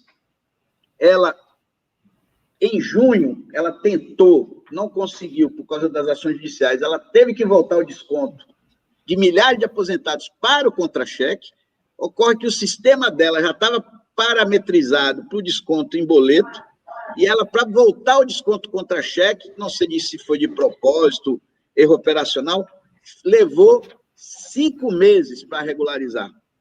Então, de junho de 2020 até dezembro de 2020, milhares de aposentados ficaram sem desconto da mensalidade, que é o grande risco, que é o valor fixo mensal. E nós perguntamos quanto foi que deixou de ser arrecadado em 2020 dos beneficiários, principalmente aposentado e pensionista, por conta desse erro. Ela não informou, de propósito, lógico. E aí, sem essas informações, não houve condições de fazer a reunião da comissão da MS, e ela, então, resolveu implantar esse desconto adicional unilateralmente. E é por isso que nós entramos na justiça e avaliamos que vamos ganhar essa parada, como estamos ganhando a parada do desconto acima dos 13%. É isso, tá? Queria passar a palavra para você concluir aí a sua análise, e aí, para finalizar o programa, que já está com 1h24, a gente vê aqui as perguntas dos internautas que a gente ainda não respondeu. A palavra é sua, Henrique. Bom, rapidamente, o relatório, o objetivo da live de hoje era discutir tanto o relatório como aquele outro documento que a Petrobras mandou para a comissão de AMS da FUP, e sobre o qual a FUP pediu uma série de informações que eles não forneceram, e por conta disso a reunião não aconteceu. Eles mostram muita inconsistência entre um e o outro. Então, isso só reforça a suspeita em relação aos números da AMS. São números que não são apresentados com clareza, as informações fornecidas não permitem a gente fazer uma análise mais profunda, e quando a gente compara documentos, uma apresentação que eles mandaram para a comissão de AMS com o relatório, a gente vê que existem inconsistências absurdas. Então, isso vai exigir de nós, trabalhadores, uma atenção muito grande com relação a esses números, que a empresa forneça mais informação, ou seja, tenha mais transparência, o que ela não está tendo, transparência praticamente zero. O que a gente pôde perceber dos números apresentados é esse foco no que o PC chamou a atenção para redução de custos, o que implica, muitas vezes, em redução da qualidade do serviço prestado para o beneficiário. Com a APS, o risco agora se torna, de você aprofundar essa estratégia, o risco é muito grande, inclusive de fornecerem outros produtos, em vez de você ter hoje em dia o único plano para todos os trabalhadores da Petrobras, aposentados, pensionistas e trabalhadores da ativa e os beneficiários, você começar a oferecer produtos com qualidade diferenciada, numa estratégia de redução de custo. Então, esse momento que vocês estão passando, em que a empresa pressiona vocês por aumento de custo, pode ser parte de uma estratégia futura deles, porque eles querem continuar reduzindo o custo da AMS, e se oferecerem um plano sem uma série de benefícios, como o tratamento ortodôntico, que o PC chamou a atenção, ou sem o plano PAI, ou sem o atendimento domiciliar, isso pode implicar em redução de custo pequena, mas que vão chamar a atenção, vai permitir um marketing por parte deles. Então, vocês têm que ficar muito atento com essa estratégia. E é isso, a empresa tem que fornecer esses números, vocês são coparticipam, vocês pagam 30% no mínimo, tem pago mais nos últimos anos por conta de erros que a empresa cometeu no passado. Inclusive, algumas pessoas estão pagando e nem usaram o plano por conta de erros que a empresa está cometendo agora. Então, vocês têm que ter acesso à informação, isso é um direito de vocês, é uma obrigação da empresa de fornecer. Ela fornece muito mais informação para os acionistas no relatório anual dela do que fornece para os trabalhadores da empresa, no caso da AMS. Se você pega, tem relatórios da Petrobras para acionista que tem 500 páginas, esse relatório aqui tinha 53, metade dessas 53 não apresentava um dado nenhum, era só propaganda, metade, portanto eram 20 páginas e 20 e poucas páginas com dados. Não dá para você analisar um plano da ordem de 1,8 bilhões, como o PC chamou a atenção, deve ser um dos maiores planos de saúde do Brasil, com 23 páginas com relação aos dados, e dados concentrados e, em alguns casos, errados, como a gente viu. Então, a briga continua, infelizmente, por conta do autoritarismo da política de RH da Petrobras nesse momento, uma parte dela está judicializada, vocês têm tido vitórias, e eu acho que vão continuar tendo vitórias, porque as barbaridades cometidas são muito grandes. Bem lembrado, Henrique. E você que nos acompanhou na plenária da FUP, na comissão número 3, que discutiu as questões da Previdência Complementar e da Saúde Suplementar, você já tem um acúmulo muito grande na Previdência Complementar e vem também, lógico, incorporando conhecimento aí na área de saúde suplementar. Nesta comissão, e foi aprovado por consenso e referendado no plenário da Plena FUP, a realização de auditoria externa na AMS. E caso a Petrobras não concorde com a realização de auditoria externa, ingressar com ação judicial para buscar essa auditoria externa, Porque nós já tentamos isso na comissão da AMS várias vezes, a empresa alega que a AMS é um benefício e que, portanto, legalmente ela não precisa fazer auditoria externa, ela só precisa fazer auditoria interna. E a auditoria interna dela é suficiente porque ela tem que apresentar os números dela para os acionistas. E esse balanço da empresa, onde consta lá as informações sobre o MS, segue regra contábil americana, porque o balanço tem que ser validado para poder, nas normas americanas, para poder a Petrobras lançar ou manter suas ações, né, as ADRs lá, negociadas na Bolsa de Nova York. Só que isso daí para nós não está dizendo nada, porque isso aí pode ter a informação que o acionista quer saber, que é custo, mas aí a nossa informação em relação ao atendimento, informação se realmente nós estamos pagando aquilo que deveríamos pagar, se não estamos sendo onerados na manipulação dos números. Né? Você falou muito bem. Você falou muito bem. Os números da forma que ela apresenta, e ainda com erro, né, a gente não tem segurança de nada. A gente fica totalmente na mão da empresa.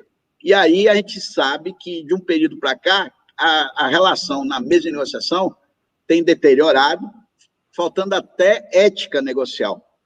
Porque, nesse caso, por exemplo, dos descontos abusivos, nós chegamos a negociar o parcelamento do saldo devedor, desde que o saldo devedor fosse devidamente comprovado por extratos analíticos.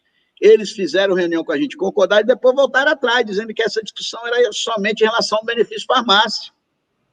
Nós chegamos a fazer uma proposição de parcelamento do saldo devedor, desde que devidamente comprovado, e depois ela disse que só concordava em relação ao benefício farmácia.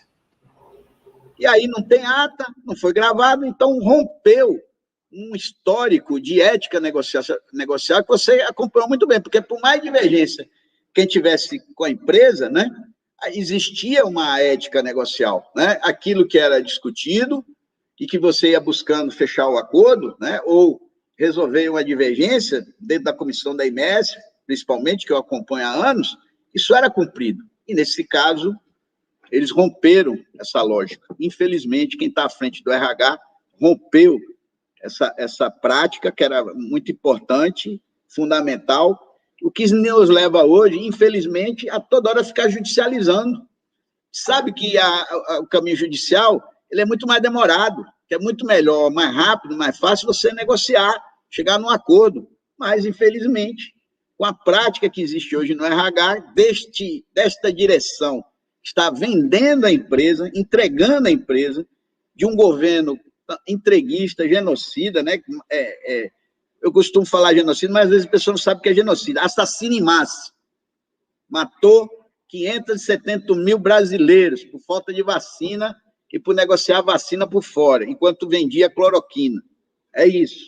É disso que nós estamos falando. Bom, rapidinho aqui, vou tentar responder as últimas perguntas. O Ferrari pergunta desde quando é cobrado equacionamento. Então, Ferrari, isso aí é importante. Até o governo Dilma, antes do golpe, a gente discutia na comissão da IMS a relação 70-30, e posso dizer aqui, sou testemunha, nós nunca conseguimos arrecadar os 30%, nunca. Mas a discussão era, bom, não arrecadamos, então o que é que nós vamos fazer para melhorar a arrecadação? Aí se criou faixas intermediárias na tabela do grande risco, você criou faixas acima do teto, aumentando a arrecadação para quem ganha mais. Nós, por último, estabelecemos uma contribuição adicional sobre o 13º, que não existia, mas nunca se cobrava o que não foi arrecadado em relação ao que deveria ter sido arrecadado, ou seja, esses 30%. A partir de 2018, depois do golpe, já no governo Temer, mudou a lógica. Eles não aceitaram mais nenhuma discussão de melhoria de arrecadação e passaram a cobrar o valor que não foi arrecadado. Então, de 2018, eles cobraram com contribuição adicional em 2019, parcelado em 6 vezes. Em 2019, cobraram em relação a 2020, parcelado em 2020, com entendimento na comissão, porque os números, as cobranças que a gente fazia eram apresentadas, e quando chegar agora em 2020, também, como eu disse, rompeu a lógica negocial, não apresentaram as informações, não houve entendimento, e aí agora eles estão cobrando, desta vez unilateralmente, de 2020 agora, a partir de 2021. E quando vier o ano que vem, eles vão querer cobrar 2021 a partir de 2022, expurgando os milhões de reais que eles estão arrecadando com os descontos abusivos. É o que está apontado, não é isso, Henrique? Pela apresentação que eles fizeram, quando a gente negociar os 60-40 o ano que vem, eles vão querer expurgar tudo que eles estão arrecadando agora com esses descontos abusivos, correto? Isso eles afirmam na apresentação, eles não consideram isso na relação 60-40, não vão considerar, eles afirmam isso naquela apresentação que eles mandaram para vocês. E aí, Henrique, não sei se você viu o exemplo que eles colocaram lá no portal do condomínio. Eles disseram que a IMS é um condomínio, né, onde a despesa do condomínio vem todo mês, independente de quem está pagando ou não. Se rateia no condomínio, quem paga o rateio do condomínio, quem não paga fica inadimplente. E aí, esse valor que deixou de ser arrecadado onera os demais condôminos. É verdade. Mas também é verdade que a cobrança passa a ser individual do condômino inadimplente, inclusive com ação judicial, e quando esses valores são recuperados, eles entram no bolo da arrecadação, reduzindo o valor dos demais condôminos que cobriram aquela inadimplência, correto? Sim, correto. Mas é isso, o dinheiro não deixa de existir, o dinheiro volta. Exatamente. E vai ser utilizado. Então, a lógica, já que eles estão falando do condomínio, a lógica tem que ser a mesma, correto?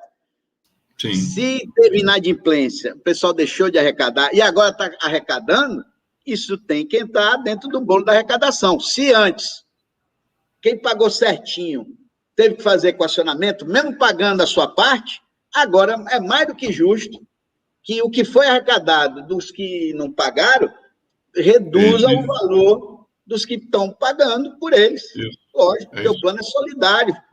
E eles querem romper essa lógica. Por trás disso é isso, porque eles estão rompendo com a lógica do solidário e estão individualizando a cobrança, é isso. E aí vão se apropriar de uma receita maior, ao romper com essa lógica. Aí tem aqui a Valdilene perguntando, queria saber se você sabe sobre a refinaria de Manaus, que foi vendida para o posto, imagina, posto, Atem, e como ficam os empregados da empresa Petrobras. Ô, Valdilene, é o seguinte, graças ao acordo coletivo, que muita gente combateu o acordo coletivo, nós conseguimos garantia plena de emprego. Além disso, nós conseguimos manter todas as cláusulas da MS.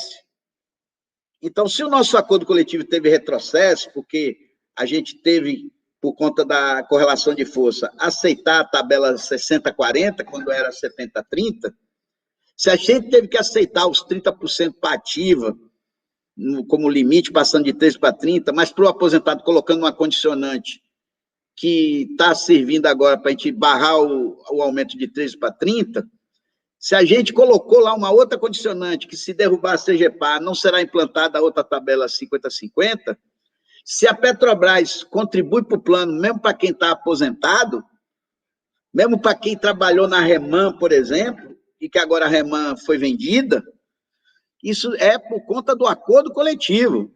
Porque sem acordo coletivo, mesmo com esses dois retrocessos que eu citei aí, a Petrobras ia manter o aposentado na MS como direito adquirido, mas ia cobrar 100% do custo da MS.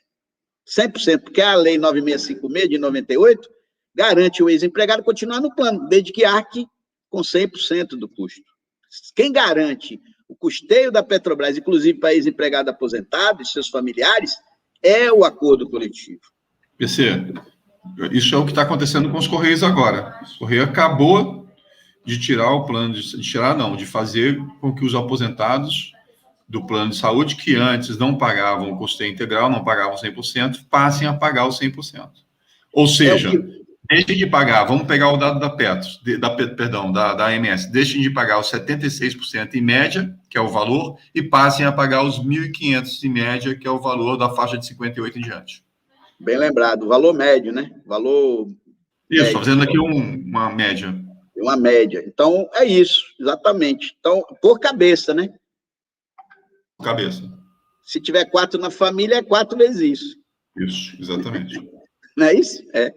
Então, valor médio é isso. Então, você imagine que se não fosse o acordo coletivo, Valdilene, você que se por acaso trabalhou, Valdilene, que trabalhou na Reman, ou o seu companheiro que trabalhou na Reman, estaria seriamente ameaçado o plano de saúde para você. Entretanto, no ponto de vista de custeio, tá? Não do direito ao plano, mas ia ficar inviável o custo. Então, é importante isso, e também garantimos que a turma da Reman, contrato Petrobras, será transferido para outra unidade, preservando o emprego, graças a quem? Ao acordo coletivo. Então, ficar sem acordo coletivo, pessoal, mesmo que a gente teve que engolir esses 2 retrocessos aí, aceitar, era fundamental nesse momento de ataque o tempo todo ao direito dos trabalhadores, principalmente os trabalhadores das estatais, que estão sofrendo ataque sistemático. Está aí o companheiro Henrique citou os Correios, eu poderia citar o pessoal da BR Distribuidora, né, que foi privatizado, e que tá perdendo a MS, que eles tinham lá uma MS própria para a BR, né? Estão perdendo a MS, os aposentados. Aliás, perdendo assim, vai ter que pagar 100%. Porque o novo controlador lá não tem mais nada da Petrobras, a Petrobras vendeu uma parte, vendeu o controle, agora vendeu o resto. Então a BR Distribuidora hoje é 100% privada, né? 100% já nem chama BR mais, nem chama BR mais. Já mudou o nome, né? Isso. Tá, aí tem uma pergunta aqui, se vocês conhecem alguém do Gilberto, companheiro aqui dos Cabeça Branca, que queira candidatar... sim, aqui é outra questão que eu comento no final, Gilberto, sobre a PS. Deixa eu ver, tinha uma outra pergunta, da Sandra. Tenho que pagar na MS e não estou sendo descontado. Então é o seguinte, Sandra, faça o registro urgente no Fale Conosco da MS, se não resolver, na ouvidoria. Faça o registro e guarde o documento de que você fez o registro que não está sendo descontado. Se vier desconto no boleto, não aceite, porque o nosso acordo coletivo garante que o desconto é somente no contra-cheque. E aí, você entra na justiça para garantir esse direito. Agora, lembrando que até você conseguir uma decisão judicial, se eles não estão descontando no contra-cheque e estão mandando boleto para você pagar, com 60 dias, se você não pagou o boleto e não teve uma decisão judicial para barrar isso, eles vão suspender você da MS. E com mais 90 dias, eles vão tirar você da MS. Então, resumindo, comunique à MS que você não está tendo desconto no seu contra-cheque. Passo 2, se vier boleto, não pague. Passo 3, se não resolver administrativamente com as cobranças que você está fazendo, ingresse com a ação judicial. Passo 4, se até completar 60 dias não sair uma decisão judicial para garantir o desconto no contra-cheque, pague o boleto, infelizmente, porque senão eles vão suspender a sua MS. E aí também acrescente na ação judicial os boletos que estão enviando para você para comprovar a ilegalidade do que eles estão fazendo, porque o acordo coletivo não permite cobrança por boleto. Deixa eu ver aqui quem mais fez pergunta. Deveríamos solicitar MS para o Domingos de novo aqui. Deveríamos solicitar MS, colocar os valores referentes ao DEST, desconto adicional, destacado no extrato, e não somado ao grande risco para facilitar a conferência. Com certeza, Domingos. O Domingos está levantando aqui, Henrique, que quando o desconto vem no contra-cheque, vem lá a rubrica grande risco. Então, o que ele está dizendo? Em vez de estar lá o valor do grande risco da tabela e separado o valor do equacionamento, eles estão juntando num valor só. E aí a pessoa fica confusa. Ele não consegue ver esse equacionamento, tá? E isso tudo é de propósito. Essa falta de... Não tenho dúvida. Isso é falta de transparência, é proposital. Não acredito que seja erro. É proposital, para a pessoa ficar voando. Assim como acontece com o extrato, que a pessoa não consegue acompanhar a evolução do saldo devedor, não consegue identificar o que está lá dentro do saldo devedor. Porque lá do saldo devedor pode estar tudo. Pode estar o benefício farmácia, pode estar o plano 28, pode estar o pequeno risco, pode estar o grande risco, pode estar o dependente escrito por decisão judicial, pode estar tudo ali, dependendo do que ele usou nos últimos 60 meses, 5 anos. Para ele saber se o saldo devedor está correto, se a evolução está certa, o que é que compõe o saldo devedor, ele tem que olhar extrato mês a mês, desde junho, agora agosto, né, que é os últimos 5 anos, desde agosto de 2016 até chegar agora, e aí ele vai vendo vis a vis o contra-cheque, quanto que gastou, quanto que pagou, quanto é que sobrou para o mês seguinte, que aí é que começa a acumular. É impossível, né, PC? É uma coisa que é impossível. Imagine fazer uma conferência dessa. É muito trabalhosa, porque o extrato não é um extrato analítico, ele vai simplesmente dizendo, está o devedor, tanto, de um mês para o outro, mas não diz quanto que foi acrescentado ali. Eu não tenho dúvida que eles estão jogando aí uma taxa de juros. Eu não tenho dúvida disso, que eles não estão cobrando a valor histórico. Então, ainda tem um outro problema. Está arriscado a você fazer o cálculo do valor histórico e você não vai chegar ao resultado final. E aí, tem um outro problema. Essa conferência ela é individual. Cada caso é um caso, entendeu? E não tem como o sindicato entrar com uma ação coletiva, né, para situações individuais, né? Não tem como entrar. Apesar que o NF, diga-se de passagem, tem uma ação que obriga a mudar o extrato, né? Ou seja, eles conseguiram lá uma liminar que suspende a cobrança até que seja apresentado extratos analíticos para comprovar a evolução do saldo devedor. Então, agora, numa discussão lá no processo, para estabelecer como seria esse novo extrato. Então, eu avalio que essa discussão lá na ação do NF, se ela evoluir de maneira positiva, nós podemos ter novos extratos que realmente vão resolver o problema para todos, né?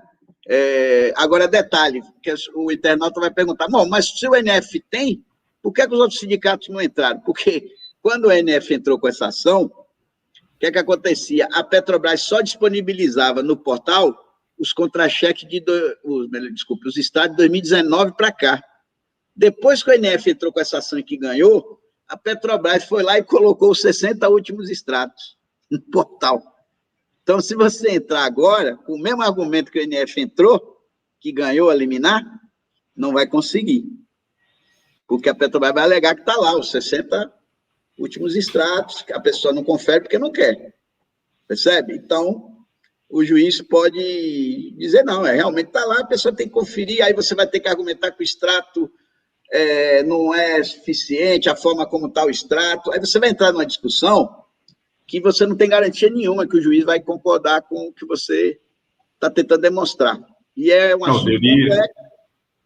O Deri chamou a atenção aqui, ele pegou os extratos dele, fez a comparação e não bateu o valor. Por que é isso? Porque você não tem as informações, não tem transparência, não estão cobrando juros, não estão cobrando, provavelmente não vai bater se você fizer. E aí, Deri, duas coisas. Se o saldo devedor do primeiro contra-cheque, agora de agosto de 2016, não tiver zerado, você já entra na justiça para expurgar ou cobrar a devolução, se já foi pago. Por quê?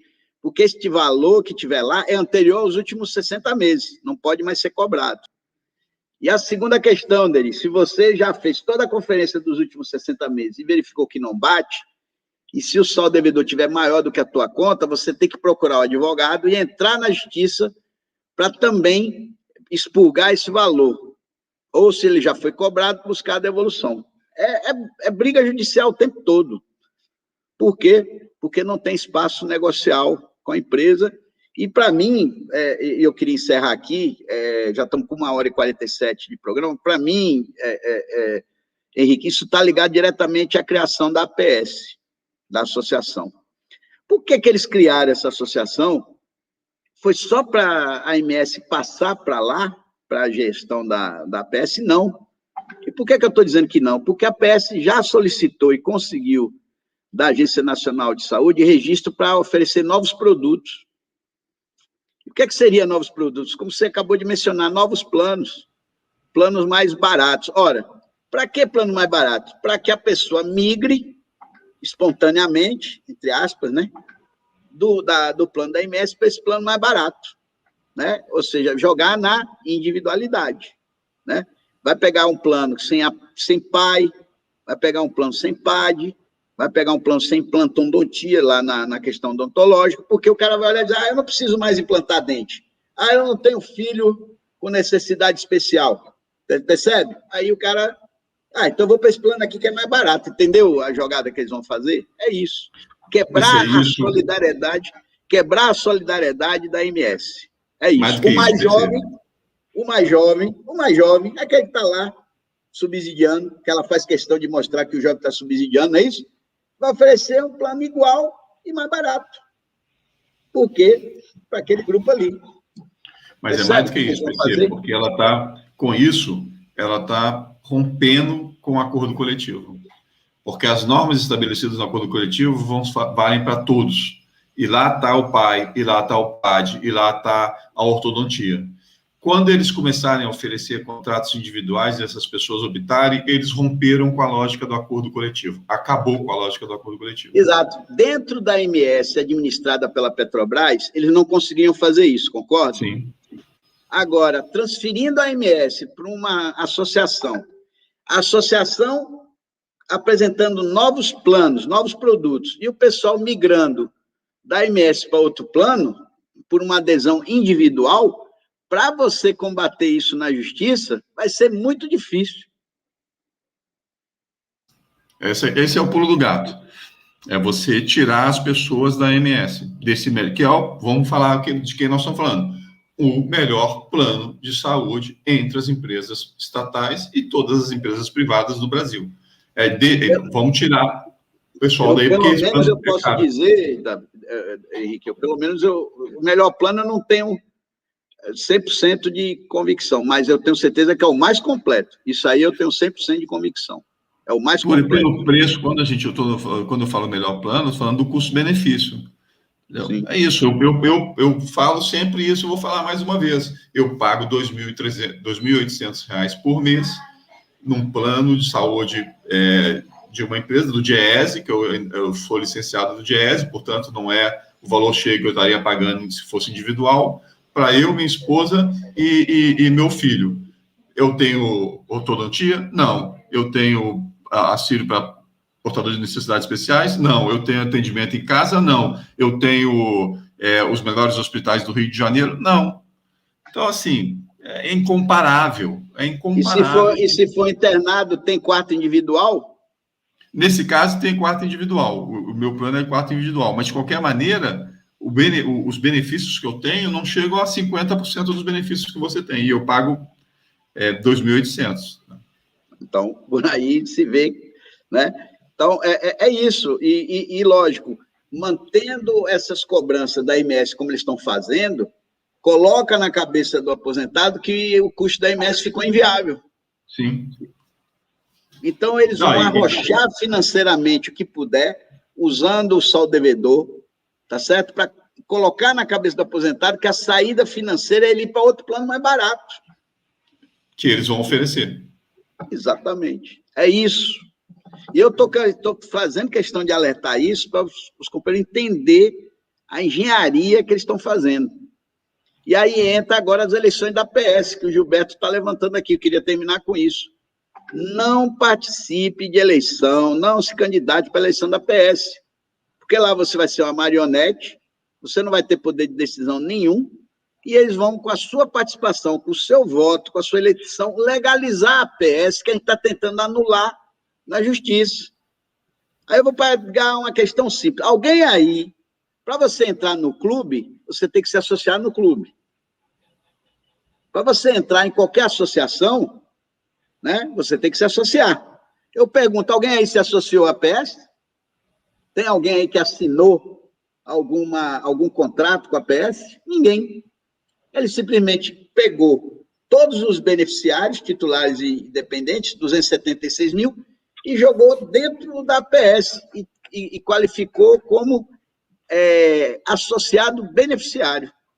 Ora, se você participar da votação, você começa a resolver essa ilegalidade para eles.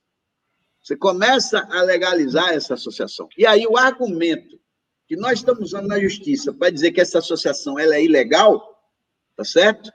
Ele começa a ficar enfraquecido na justiça.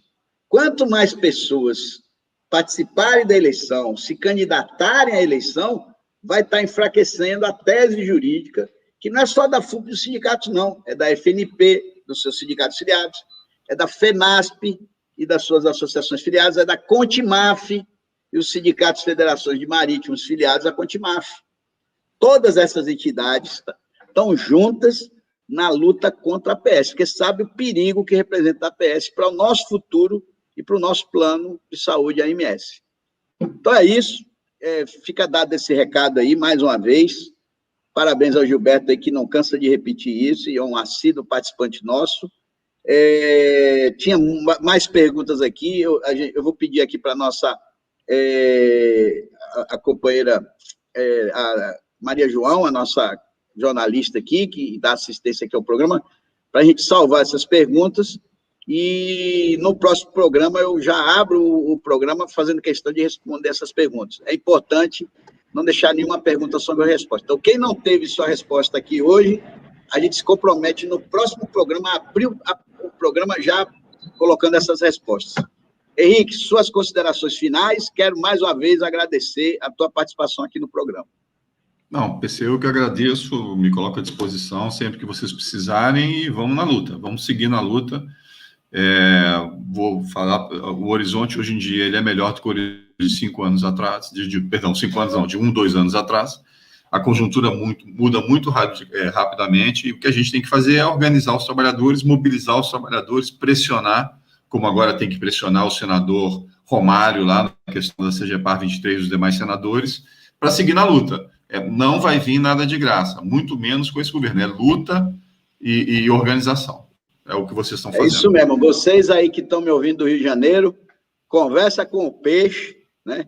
Conversa com o baixinho, e tem que levar argumentos para que ele não seja enrolado ou engabelado pelo grande defensor do mercado financeiro, grande aliado, grande testa de ferro do mercado financeiro, defensor do banco e sistema financeiro, o seu Paulo Guedes, que está lá mercantilizando os nossos direitos para o setor privado. Esse picareta safado que está lá no Ministério da Economia, que tem a cara de pau de dizer o seguinte: qual o problema do gás aumentar? Não tem comida para cozinhar, qual o problema do gás aumentar? Realmente uma lástima. Né? E mais lastimável ainda, Henrique, é ver que tem companheiros nossos, petroleiros, né? Sistema Petrobras, principalmente, que votaram nesse projeto lastimável, e tem gente ainda que não voltou atrás, que ainda acha que está certo.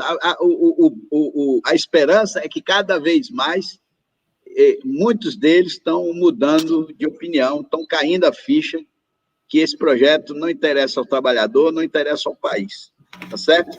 Pessoal, uma boa tarde aí, bom almoço, bom descanso e até a próxima quinta, sempre às 10 horas, com mais um programa Seguridade e Cidadania. Um abraço, tchau.